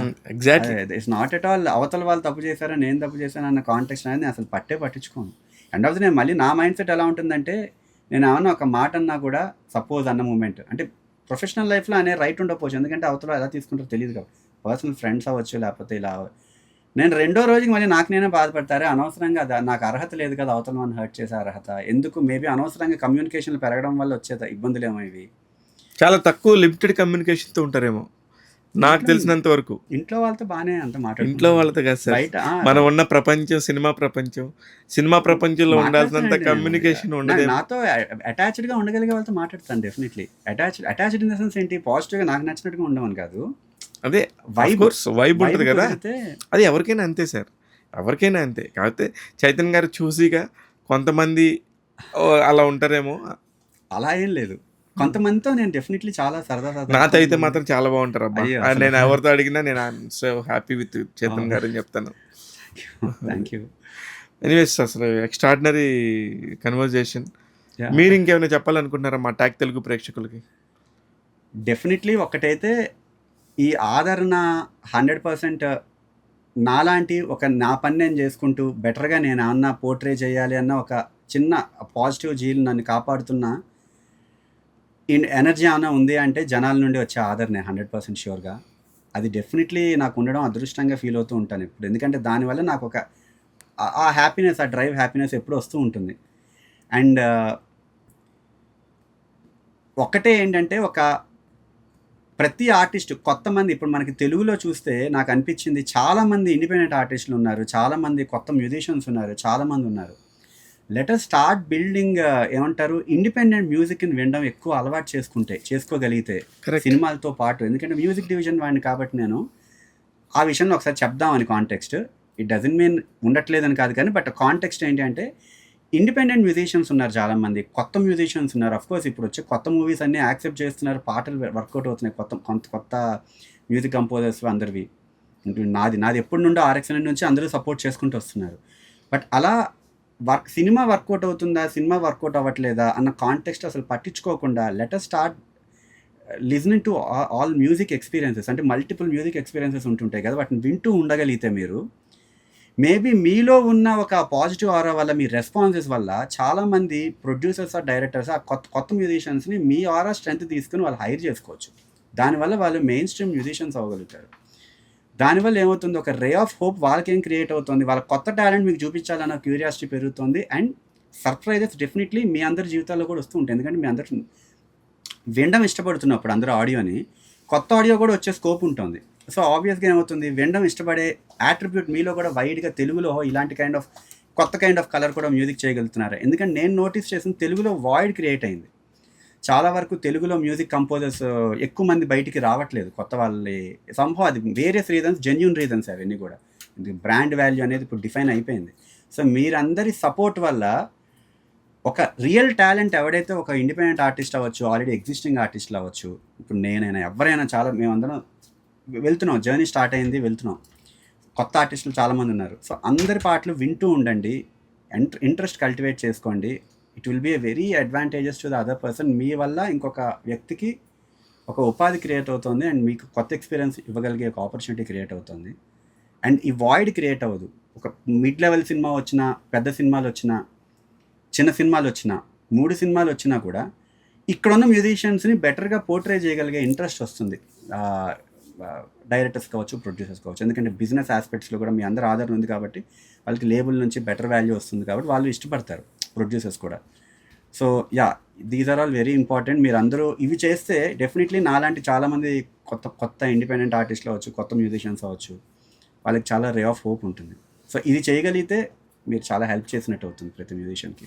ఇప్పుడున్న కాంపిటేటివ్ వరల్డ్లో మ్యూజిక్ అనేది ఎందుకని పంజాబ్ లాంటి ఒక స్టేట్లో మ్యూజిక్ చాలా ఇండిపెండెంట్ మ్యూజిక్కి, మీరు ఇండిపెండెంట్ మ్యూజిక్ గురించి మాట్లాడుతున్నారు కాబట్టి ఆ పర్టికులర్ లేబుల్స్ కానీ అవన్నీ కూడా చాలా బిగ్ గ్రోత్ అవును, ఇండియాలో నాకు తెలిసినంత వరకు. అవును, ఆ నార్త్లో కొన్ని స్టేట్స్ చెలరేగిపోతుంది. చాలా బాగుంది. ఎందుకు తెలుగులో రాలేకపోతుంది? అదే ఎంకరేజింగ్ ఫ్యాక్టరీ డిఫరెన్స్ అండి. లేబుల్స్ ఉంటాయి. సపోజ్ ఇప్పుడు ఇండిపెండెంట్ మ్యూజిక్ అంటే ఏమవుతుంది, ఇక్కడ ప్రొడక్షన్ కంపెనీ అనేది రోల్ పెద్ద ఉండదు, లేబుల్స్ రోల్ ఉంటుంది. Labels should attract independent musicians. వాళ్ళకి బెటర్ వాల్యూ క్రియేట్ చేసి బెటర్ క్వాలిటీకి డబ్బులు వాళ్ళు they should spend money on better quality. ఎప్పుడైనా సరే రిటర్న్ వస్తే ఎవడైనా పెడతాడు, అది రిటర్న్ వస్తుందో రాదో తెలియకుండా ఎవరు ఎలాగైనా పెడతారు. మరి అదే కదా, మరి opposite of art is business అని అంటాం కదా. Opposite of art is business ఉన్నప్పుడు ఆర్ట్ బాగా రావాలని కోరుకోవడం నా దృష్టిలో ఫూలిష్నెస్ అవుతుందేమో అని. బిజినెస్ వర్కౌట్ అవ్వాలి అని కోరుకోవడం. ఇప్పుడు RX100 ఉంది, ఎగ్జాంపుల్ తీసుకుందాం. RX100 అందరూ కొత్త వాళ్ళే కదా. అవును, అసలు RX100 అందరూ కొత్త వాళ్ళు అన్నప్పుడు థియేటర్కి ఒక్కడు కూడా రాకూడదు లెక్క ప్రకారం. కానీ 3 కోట్లు ఎంతో పెట్టుండి ఉంటారు కదా. మరి 3 కోట్లు కూడా చాలా ఎక్కువ అమౌంట్ కదా. ఒక అపార్ట్మెంట్ ఫ్లాట్ వచ్చేస్తుంది. మరి అలా ఆలోచించుకుంటే 3 కోట్లు కూడా రిస్కే. అక్కడ బిజినెస్ అవుతోంది అన్న ఆస్పెక్ట్ అనే దానికన్నా ఇప్పుడు RX100 ఆడియో మేబీ లేబుల్ కొనుక్కుంటున్నప్పుడు కూడా మేబీ వాళ్ళు బెటర్ వాల్యుయేషన్ ఇచ్చి ఉంటారు ప్రొడ్యూసర్స్కి. అయినా కూడా నాకు స్పెండ్ చేసిన అమౌంట్ ఎక్కువే ఉంటుంది. అవునా, ఉంటుంది, డెఫినెట్లీ ఉంటుంది. ఎందుకంటే నేను కొత్తవాడిని, నేనేమనుకుంటానంటే నాకు అండ్ అఫ్కోర్స్ అందులో కొన్ని అట్రిబ్యూట్స్ కూడా ఉన్నాయి. నేను కొన్ని లాస్ట్ మూమెంట్లో నేను బడ్జెట్ చెప్తున్న కాన్సెప్ట్లో తక్కువ బడ్జెట్ చెప్పాను. అనాలిసిస్ తెలియదు. ఎందుకంటే జస్ట్ లైక్ షూటింగ్, ఇప్పుడు షూటింగ్ అడ్వాంటేజ్ ఏంటి, డైరెక్టర్స్కి ప్రొడ్యూసర్ మొత్తం ప్యాకేజ్ చేయమంటే డైరెక్టర్ ఎలా ఆలోచిస్తారో అలా మ్యూజిక్ డైరెక్టర్కి మొత్తం ప్యాకేజ్ చేయమంటే మ్యూజిక్ డైరెక్టర్కి ఏ రిస్క్ ఉందో డైరెక్టర్కి అదే రిస్క్ ఉంటుంది. సో ఇక్కడ ఏమైపోయింది, డైరెక్టర్ అనుకున్న ఐడియాని ప్రొడక్షన్ కంపెనీ షూట్ చేస్తున్నప్పుడు మిస్లీనియస్ ఫుటేజ్ తీసుకున్నప్పుడు ఒక half an hour footage waste అయిపోయి ఒక 10 minutes ఫుటేజ్ వేస్ట్ అయింది అనుకోండి, దాని ఖర్చు ఎంత అయి ఉంటుంది. మరి ఆ ఖర్చు అనాలిసిస్ ఇందులో కూడా ఉండాలి కదా, మ్యూజిక్లో కూడా ఉంటుంది కదా. ఎందుకంటే ఇంతమంది టెక్నీషియన్స్, సినిమాలో విజువల్ పార్ట్కి ఎంతమంది టెక్నీషియన్స్ ఉన్నారు అంతమంది ఉండకపోవచ్చు, బట్ మ్యూజిక్ కూడా ఇంతమంది ఉంటారు. సో దీనివల్ల ఏమైపోతుంది, ఏమంటారు, కాంప్రమైజ్ ఎలిమెంట్ అనేది మ్యూజిక్ కంపోజర్ మధ్యకు వచ్చాక రియలైజ్ అవుతాడు. అరే నేను తప్పు చెప్పినట్టున్న బడ్జెట్, నాకు క్వాలిటీ ఇష్టపడుతున్నాను, నేను కంపోజిషన్ని కాపాడుకోకపోతే నన్ను జడ్జ్ చేసేవాడు ఎవడు, సినిమా బట్టి కాదు, చెవిలో ఇయర్ ఫోన్స్ పెట్టుకున్నాడు నన్ను జడ్జ్ చేస్తున్నాడు. విజువల్ చూడకపోయినా ఆడియో వినేవాళ్ళు ఎక్కువ మంది ఉంటారు. సో నా జీవితం నా ఆడియో వినేవాడి గ్రోత్ బట్టే కదా నెక్స్ట్ సినిమా ఆపర్చునిటీ నాకు వచ్చేది. కరెక్ట్. మేబీ ఈ కాంటెక్స్ట్ బిజినెస్ అండ్ ఆర్ట్ కాంటెక్స్ట్లో వర్కౌట్ అవ్వాలన్నా కూడా ఇక్కడ నాకు ఇబ్బంది ఏమవచ్చు, నా క్వాలిటీని నేను మెయింటైన్ చేయాలని నేను కోరుకోవడం తప్పైపోయి ఉంటే ఇంకా అందరూ ఎప్పటికీ ఇంకా క్వాలిటీ అనేది ఒక ఫ్యాక్టర్ అనేది డిఫైన్ అవ్వకపోవచ్చు. అంటే నేనేదో క్వాలిటీగా చేస్తున్నాను అనట్లేదు, చాలా మంది క్వాలిటీ చాలా మంది చేస్తున్నారు. చాలా ఇప్పుడు నాకు తెలిసిన మా ఫ్రెండ్స్ మా బెస్ట్ ఫ్రెండ్స్ కొంతమంది మ్యూజిక్ డైరెక్టర్స్ ఉన్నారు. వాళ్ళు కోట్ల రూపాయలు రెమ్యునరేషన్, ఎందుకంటే వాళ్ళకి అవుతున్నాయి. ఎందుకు అవుతున్నాయి అంటే వాళ్ళు ఖర్చు పెడుతున్నారు, అంతే. వాళ్ళ అవుట్పుట్ కోసం వాళ్ళు చాలా కష్టపడుతున్నారు. నేను ఒక గ్రేట్ కంపోజర్ గురించి చెప్తాను. ఆయన 600 మందికి సంబంధించి ఒక సినిమాకి వాడారంట. అంతమంది టెక్నీషియన్స్ ఆఫ్ ద మ్యూజిషియన్స్ని 600 మందిని వాడతారా అనిపించింది నాకు. డెఫినెట్లీ ఆ సిచ్యువేషన్, ఒకవేళ సినిమాలో ఆ పర్టికులర్ క్యారెక్టర్ని ఎలివేట్ చేయడానికి అది అవసరం అని ఫిక్స్. ఇప్పుడు సింపుల్ ఎగ్జాంపుల్ అండి, RX100లో పిల్లారా పాట ఉంది. పిల్లారా పాటలో ట్యూన్ ఎంతమందికి నచ్చిందో మధ్యలో వచ్చే ఇంటర్లూడ్లో ఫ్లూట్ బీట్ చాలా మంది రింగ్ టోన్గా పెట్టుకున్నాను. మరి అదే ఫ్లూట్ని నేను లైవ్ పెట్టుకోకుండా ప్లగ్గిన్లో వాయించున్నాను అనుకోండి, ఆ ఫ్లూట్ అనే ఒక చిన్న కంపోజిషన్ ఎమోషన్ ఎంతమంది టార్గెట్ ఆడియన్స్ని ఆ పాటను తగ్గించుండి ఉండేది. కరెక్ట్. అదేదో అంతమంది టార్గెట్ ఆడియన్స్ వస్తారని నేను ఫ్లూట్ పెట్టట్లేదు, అట్లీస్ట్ అంతమంది టార్గెట్ ఆడియన్స్ అందరూ ఏకమైతే ఒక్కడి నేను కంపోజ్ చేసిన వాడిని. నాకు నేను టార్గెట్ ఆడియన్స్ అయినప్పుడు నా సాటిస్ఫాక్షన్ నేను ఇవ్వనప్పుడు తప్పు చేసినట్టు అవుతుంది. అక్కడ నేను ప్రొడ్యూసర్కి డైరెక్ట్గా తప్పు చేసినట్టు అవుతుంది. అక్కడ ఫ్లూట్ పెట్టడం ఇంపార్టెంట్ అని కాదు, context of importance in selecting A particular technician. అంతే, అక్కడ తెలియటమే, అక్కడ ఫ్లూట్ పెట్టాలని తెలియటమే కదా మీ కంపోజిషన్. ఇప్పుడు ఏమవుతుంది కాంటెక్స్ట్, ఇప్పుడు మనం చిన్న సినిమా అనుకున్నాం అనుకోండి, సింపుల్ ఎగ్జాంపుల్, అల్లు అర్జున్ గారి ఒక మూవీలో మనం ఇలా షర్ట్ అన్నీ ఎత్తుతూ దొరికిపోతాం దొరకం అని వైట్ షర్ట్ తీసుకుంటారు. ఇక్కడే లాజిక్ ఉంది. వైట్ షర్ట్ ఎంత బ్రాండెడ్ తీసుకున్నా, ఎంత చిన్నది తీసుకున్నా, వైట్ అనేది వైటే. దగ్గర నుండి చూసినప్పుడు మేబీ క్లాత్ డిఫరెన్స్ ఉంటుందేమో తప్ప, ఇక్కడ కాంటెక్స్ట్లో ఇబ్బంది ఏమవుతుంది, ఒక సినిమాకి ఇంత బడ్జెట్ అని ఫిక్స్ అయ్యామనుకోండి, మొత్తం ఎలక్ట్రానిక్ స్టఫ్ చేస్తే సరిపోతుంది. ఎందుకంటే ప్లగ్గిన్స్ అనేవి యాక్సెస్ వచ్చాయి అనుకుంటున్నాం, బట్ ప్లగ్గిన్స్ కూడా కొనుక్కోవాలి. అవును, కాకపోతే వన్ టైం కొనుక్కుని ఉంటారు కాబట్టి సరే, అదొక బిజినెస్ ఆస్పెక్ట్లో ఒక ఆర్టిస్ట్ చూసుకుని కొన్ని రోజులకి డబ్బులు వస్తాయిలే పెట్టిన డబ్బులు అనుకుని దిగుతారేమో తప్ప, బట్ అవి కూడా కొనుక్కోవాలి. కొనుక్కోకుండా వర్కౌట్ అయ్యి ఉండొచ్చేమో, బట్ కొనుక్కునే ఆస్పెక్టే actually it is a very legal and very reliable hardware కొనుక్కోవాల్సిన అవసరం లేకపోవచ్చు, ప్లగ్ఇన్ కొనుక్కుంటున్నారు. కొనుక్కొని ప్లే చేస్తున్నప్పుడు ఆ ప్లగ్ఇన్ యాక్సిస్లో వచ్చే టోన్లే ప్లే చేసుకోవాలి, కానీ ఇంకా కొత్తగా ఆలోచించే స్కోప్ లేదు వీళ్ళకి. ఏం పెట్టాలని ఆడ ఏమి ఇచ్చాడో అది చేయటమే. ఇప్పుడు in the middle of the project ఏమైపోయింది, అరే నేను బడ్జెట్ ఒక సినిమా కమిట్ అయ్యాను, ఇదేమో క్రాస్ అయిపోతుంది, నాకు అర్థం కావట్లేదు, కట్ చేస్తే వీళ్ళు సినిమా కూడా ఇప్పుడు నేను అడగడానికి లేదు స్కోపు అనే కాంటెక్స్ట్లో నేను భయపడిపోయి నేను కొంత సొంత డబ్బులు కూడా పెట్టుకోవాల్సి వచ్చింది RX 100కి. ఓకే. ఎందుకంటే నేను ఫెయిల్ అయ్యాను, ఎందుకంటే నేను బడ్జెట్ కొటేషన్ వచ్చినప్పుడు ఫెయిల్ అయ్యాను. ఎంత అడిగారు? చాలా కాలం ఎందుకు ఇప్పుడు చెప్పొచ్చు, నెంబర్ చెప్పండి. వద్దులేండి అది అవసరం లేదు. అది యాక్చువల్లీ బట్ ఒకటే ఏంటంటే నాకు ఒకటే పాజిటివ్ థింగ్, అక్కడ RX 100లో ప్రతి టీమ్ చాలా ఆర్గానిక్గా రిసీవ్ చేసుకున్నారు, చాలా హెల్తీగా ఉన్నారు, అందరూ కొత్తగా జర్నీ స్టార్ట్ చేశారు, అందరూ సెటిల్ అయ్యారు, అందరూ సెటిల్ అయ్యారు. అండ్ ఇంకోటి అందులో నేను స్పెండ్ చేసిన అమౌంట్ గురించి నాకు చెప్పే ఎలిమెంట్ కూడా పెద్ద ప్రయారిటీ, ఏదో ఒక యూస్ కేసు చెప్పాను, కానీ దానివల్ల నేను బాధపడలేదు, ఎందుకంటే నాకు ఆపర్చునిటీ వచ్చింది. దానివల్ల వచ్చిన ఆపర్చునిటీ బ్రాండ్ ఇమేజ్ చాలా పెద్దది, అదొకటి. అది ఎవరికి రాదు కదా. అది ఆ సినిమా రాకపోతే, అజయ్ భూపతి మీకు తెలియపోతే, రమేష్ వర్మ గారు ఆఫీస్కి మీరు వెళ్ళకపోతే, ఇవన్నీ కూడా ఆటోమేటిక్గా ఇంటర్లింక్డ్. అవును. దానివల్ల ఏమైపోయిందంటే ఇప్పుడు ఈ బడ్జెట్స్ మధ్యకి వచ్చేటప్పటికి తేడా కొడుతూ ఉండే రిస్క్ ఉన్నప్పుడు ఏమవుతుంది, అరే ఇప్పుడు పని చేద్దాం, ఆ పర్టికులర్ ఎమోషన్ ఆ లైవ్ ఇన్స్ట్రుమెంట్ బదులు నేను ఇక్కడ మేనేజ్ చేసేద్దాం, మళ్ళీ అడగలేకపోతున్నానని భయపడే వాళ్ళు ఎవరైనా చేశారనుకోండి, సపోజ్ ఎవరికి నష్టం అవుతుంది? మ్యూజిక్ కంపోజర్కే నష్టం. ఫస్ట్ కంపోజర్ నష్టం, అండ్ పాపం ల్యాక్ ఆఫ్ నాలెడ్జ్ వల్ల లేకపోతే ప్రొడక్షన్ ఆస్పెక్ట్ వల్ల ఏదో రకంగా ప్రొడక్షన్ కంపెనీ వీళ్ళని నమ్ముంటారు. అవును. ఎందుకంటే ఒకళ్ళ జీవితం ఒక టెక్నీషియన్, అది కూడా చీఫ్ టెక్నీషియన్ చేతి మీద పెట్టామంటే వాళ్ళు ఎలా ఉన్నా కూడా, కాండక్ట్ ఎలా ఉన్నా కూడా, ఆ పర్టికులర్ యాక్టివిటీకి వీళ్ళ మీద వాళ్ళు డిపెండ్ అయి ఉన్నారు. సో వీళ్ళ రెస్పాన్సిబిలిటీ వీళ్ళు ప్రాపర్గా చేస్తున్నారనేది వీళ్ళ మైండ్ సెట్ మీద ఆధారపడి ఉంటుంది. కంపోజర్ మైండ్ సెట్, కంపోజర్ వాడి రెస్పాన్సిబిలిటీ, వాడి మీద వాడి ప్రేమ ఉండి వాడి వర్క్ మీద వాడు బాగా చూపించుకోవాలి, లేకపోతే నన్ను మాట పడతానేమో అని భయం ఉన్నప్పుడు అలాంటి వాడిని ఐడెంటిఫై చేయడం చాలా ఇంపార్టెంట్ డైరెక్టర్ అండ్ ప్రొడ్యూసర్స్కి. అఫ్కోర్స్ టాలెంట్ ఉండాలి, he should be able to expertised in ఏమంటారు, you should have that expertise element in exploring new things. అది అర్థం చేసుకునే క్యాలిబర్ డైరెక్టర్కి ఉండి ఈ యాక్టివిటీస్ ఇంపార్టెంట్ అనుకుంటాను నేను ఇప్పుడు. అందుకనే అదే ఇందాక క్వశ్చన్ కాంటెక్స్ట్ ఏంటంటే, ఇందాక క్వశ్చన్ మర్చిపోయానండి యాక్చువల్లీ. ఏమన్నా ఏదో మీరు అడిగిన క్వశ్చన్కి ఏదో చాలా లేదు. అంటే నేనేమంటున్నాను, ఇప్పుడున్న కాంపిటీషన్లో ఇంతమంది ఉంటారా, ఇంత అవసరం అవుతారా? ఇందాక ఎగ్జాంపుల్ ఇప్పుడు ఏమైపోయింది, ఇంత అట్రిబ్యూట్ చెప్తున్న వాళ్ళందరూ ఫిల్టర్ అయిపోతున్నారు అనుకోండి. ఇంత చెప్తున్నా అర్థం కావట్లేదు ప్రొడక్షన్ కంపెనీలకి, డైరెక్టర్లకి, ఏం చేయాలో తెలియట్లేదు. సరే ఒక పక్కన ఉల్లిపాయల రేట్లు పెరిగిపోతున్నాయి, ఏం తగ్గట్లేదు, ప్రతి యాక్టివిటీ బతకాలి, కెరీర్ అనుకుని వచ్చాను అనుకుని ఎవరైనా ఒక 10 రూపాయలు తక్కువకి చేస్తాను అన్నారు అనుకోండి, director or producer should ask them how they are going to handle. లేకపోతే ఎక్కువ డబ్బులు ఇవ్వాలి వాళ్ళకి, కొత్త వాళ్ళకి వెళ్ళడం తప్పు కాదు, వాళ్ళకి ఎక్కువ డబ్బులు ఇచ్చి చేయించుకోవచ్చు. ఎందుకంటే ఇప్పుడు ఒకళ్ళు ఎక్కువ చెప్పినా ఇంకోళ్ళ దగ్గరికి వెళ్ళినా they should understand the exact work flow of the ఆ పర్టికులర్ మ్యూజిక్ అనేది వినబడేది. కాబట్టి కానీ కొత్తగా వచ్చేవాడికి ఈ లెక్కలనే తెలియవు కదా సార్. వాడు మంచి ప్లగ్ఇన్స్ పెట్టుకొని ఎక్కడి నుంచో సంపాదించి ఒక పాటకి ఏదో ప్రాణం పోసి నేను మ్యూజిక్ డైరెక్టర్ అనిపించేసుకొని 4 లక్షలు 3 లక్షలు 5 లక్షలకు పని చేసేసి చేసేవాళ్ళు కూడా ఉంటారు కదా. ఉంటారు. మనం ఏం చేయాలి, దాని తప్పు కూడా ఏం కాదు కదా. మరి నేను ఎదురు డబ్బులు పెట్టుకున్నా కదా మరి కొంత, అదే అది తప్పే.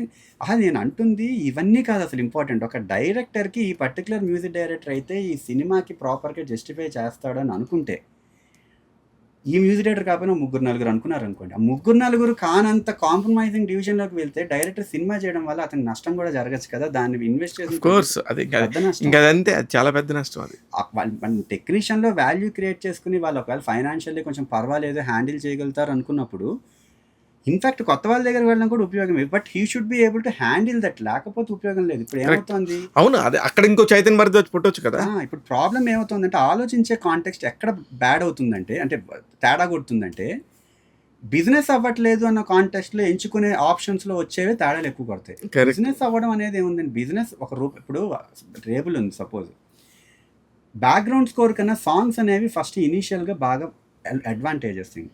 ఇప్పుడు సినిమాలో ఇప్పుడు మన కృష్ణానగర్లోనో ఎక్కడో మల్టిపుల్ మాస్ ఆడియన్స్ బాగా ఇంట్రెస్ట్ ఉన్న సినిమా రంగం మీద ఇంట్రెస్ట్ ఉన్న వాళ్ళ ఏరియాలో ఒక పోస్టర్ మీరు కొట్టారు అనుకోండి, అక్కడ అంతకిచ్చారు అనుకోండి, ఆ పోస్టర్ డబ్బులు, ఎన్ని పోస్టర్ డబ్బులు ఒక సాంగ్ హెల్ప్ చేస్తుంది.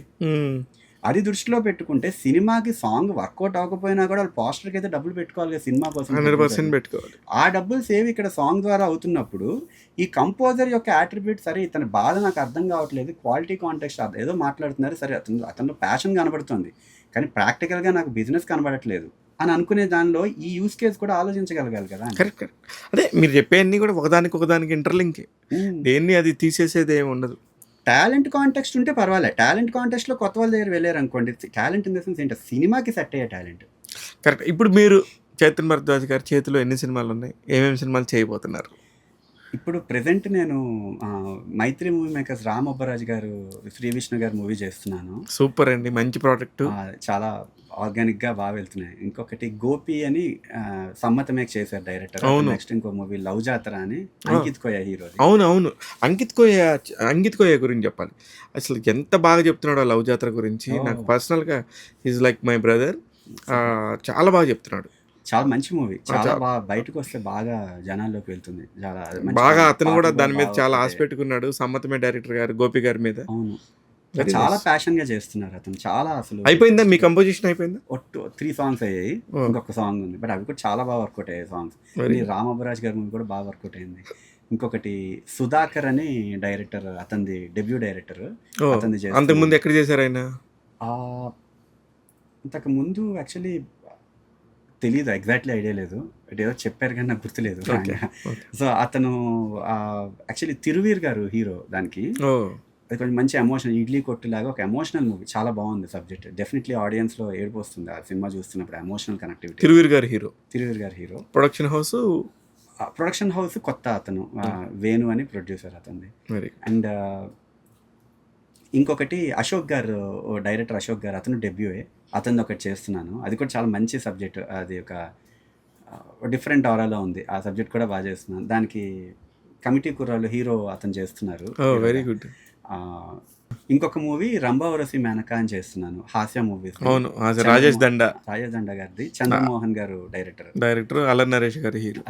అది కూడా చాలా బాగా మంచి ఫన్ సబ్జెక్ట్, చాలా బాగా వస్తుంది. లక్కీలీ అన్ని ఎంటర్టైన్మెంట్ వైబ్, డిఫరెంట్ వైబ్స్ తో అన్ని బాగున్నాయి. అందులో రామ్ అబ్బరాజ్ గారు అంటే ఆల్రెడీ సామాజిక వర్గం నారి నడుబొమ్మరారి, అవును, మంచి సినిమాలు లైనప్ లో ఉన్నాడు. ఇంకొకటేమో ఆల్కహాల్ స్కోర్ చేస్తున్నాను. Alcohol Sithara entertainments alcohol score చేస్తాను. Very nice. అంటే మళ్ళీ అల్లరి నరేష్ గారిది కంటిన్యూ వచ్చేస్తుంది. అది సబ్జెక్ట్ కూడా చాలా డిఫరెంట్ సబ్జెక్ట్. అది సాంగ్స్ జిబ్రాన్. కానీ ఎంత టైం పడుతుంది సార్ అది మీరు ఒక్కొక్క దానికి చేసుకోవడానికి? అది వాళ్ళ స్కెడ్యూల్స్ కూడా లక్కీలీ అన్నీ కొంచెం స్లోగా రిలాక్స్డ్ డ్రైవ్లోనే ఉన్నాయి అందరివి. సో నాకు టైం ఇచ్చారు, చాలా మంచి టైం ఇచ్చారు, డీసెంట్ టైం ఇచ్చారు. అండ్ చాలా బాగా పోర్ట్రే అవుతుంది. ఒక్కటే ఏంటంటే స్కోర్కి వస్తున్నప్పుడు I should plan the technicians. ఎక్కువ మంది టెక్నీషియన్స్ ఉన్నారు, ఎలా టీం ఉన్నారు, సో ప్రాబ్లం ఉండదు. So score most. ఎంతమంది టీం ఉంటారు మీకు? డిపెండింగ్ ఆన్ ప్రాజెక్ట్ అండి. ఇప్పుడు అంటే ఎవరు ఎంప్లాయీస్ కాదు, అంత ఫ్రీలాన్సర్స్. ఇక్కడ అందరూ ఎలా అయిపోయిందంటే ఫ్రీలాన్సర్స్ అప్రోచ్ అనేది వర్కౌట్ అవుతున్నాయి చాలా మందికి. ఎంప్లాయీస్ కంటే కూడా ఎంప్లాయీస్ అంటే చాలా పే చేయాల్సిన చాలా ఎక్కువ ఉంటుంది కదా మంత్లీ. అది హైలీ ఇంపాసిబుల్. అందుకని ఆ పన్ను రోజు పర్టికులర్గా పిలిపించుకొని ఆ అమౌంట్ పిలిపించుకొని కాల్ షీట్ అంటే మీకు కూడా 8 hours? 8 hours డిపెండింగ్, అంటే ఒక్కొక్క ఇన్స్ట్రుమెంటలిస్ట్ బట్టి, లేకపోతే ప్రోగ్రామర్ బట్టి. అంటే వాళ్ళు ఇండిపెండెంట్ గా తీసుకుంటారా, 4-5 కలిసి ఒకేసారి తీసుకుంటారా? ఇండిపెండెంట్. గ్రూప్ అయితే గ్రూప్ నేను ఒకేసారి call sheet పిలుచుకోవాలి. Okay.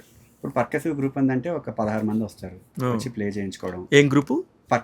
Percussion based ఒక రిథమ్ గ్రూప్ ఏమన్నా కావాలి అనుకుంటే వాళ్ళని పిలిపించుకొని లైవ్ తీసుకుని, అది కూడా ప్రాపర్. ఇక్కడ ఇంకొక ప్రాబ్లం ఏమవుతుందంటే టెక్నీషియన్స్ ఎక్కువ, చాలా తక్కువ మంది లైవ్ ప్లేయర్స్ ఇక్కడ ఉండడం, కొంతమంది ఎక్కువ అటు ఇటు ఉండడం. చెన్నైకి వెళ్ళి ప్లస్ థియేటర్స్ కూడా పెద్ద కొన్నే ఉన్నాయి ఇక్కడ యాక్సెస్ పాయింట్స్కి. వాళ్ళ అవైలబిలిటీస్ కొన్ని ప్రాబ్లమ్. మీరు 16 మంది 17 మంది వస్తే కూడా ఇక్కడ చేసేస్తారా? ఇక్కడ అది లేదు మొత్తం. అంటే ఇంకొకటి వాళ్ళు ఇక్కడికి రావడానికన్నా నేను అక్కడికి వెళ్ళడమే ఎకానమీ కూడా. ఇన్ఫ్యాక్ట్ అది ఇస్ వెరీ హెల్ప్ఫుల్ థింగ్, ఆ బడ్జెట్లో ప్రాపర్గా హ్యాండిల్ చేయడం కూడా. నేను అక్కడ వెళ్తే ఒకటే ఖర్చు. అదే నాకు అర్థమైంది. ఇప్పుడు మీరు ఇట్లాంటి దానికోసం కేరళకి, కన్నడ, బెంగళూరు అన్ని చోట్లకి వెళ్ళి మీరు మీకు కావాల్సిన సౌండ్ని క్యాప్చర్ చేసుకుంటారు. స్టూడియో కూడా ప్రాపర్ ప్రియాంప్ ఏంటి, కంప్రెసర్ ఏంటి, ఈక్యూ ఏంటి, దాన్ని బట్టి నేను సెలెక్ట్ చేసుకుంటాను. చాలా ఇంపార్టెంట్. వెరీ నైస్ సూపర్ అండి. అదే అందుకనే ఇట్లాంటి ఒక మ్యూజికల్ నాలెడ్జ్ కోసమే నేను కూడా వచ్చాను, మా ప్రేక్షకులకి అందిద్దామని. Very happy. కంగ్రాచ్యులేషన్స్. మీ జర్నీ మొత్తం Day 1 నుంచి నాకు తెలుసు. మీరు చెప్పిన పేర్లన్నీ కూడా ఒకసారి నేను కూడా గుర్తించుకున్నాను. శ్రేయస్ మీడియాస్, అజయ్ భూపతి గారు, అందరూ మీ జర్నీలో ఉన్న వాళ్ళు అందరూ, మేము గుణ 369 అందరూ కూడా very happy. And all the very best. ఈ సంవత్సరం 2026లో మీ సినిమాలన్నీ పెద్ద విజయం సాధించి మంచిగా మళ్ళీ మళ్ళీ మనం కలుస్తూ ఉండాలి, ప్రేక్షకులకి ఎంతో కొంత కంటెంట్ని మంచిగా అందిద్దాం. డెఫినెట్లీ అండి. ఆల్ ది వెరీ బెస్ట్ అండి Thank you so Chetan much. గారు. Thank you. థ్యాంక్ యూ అండి.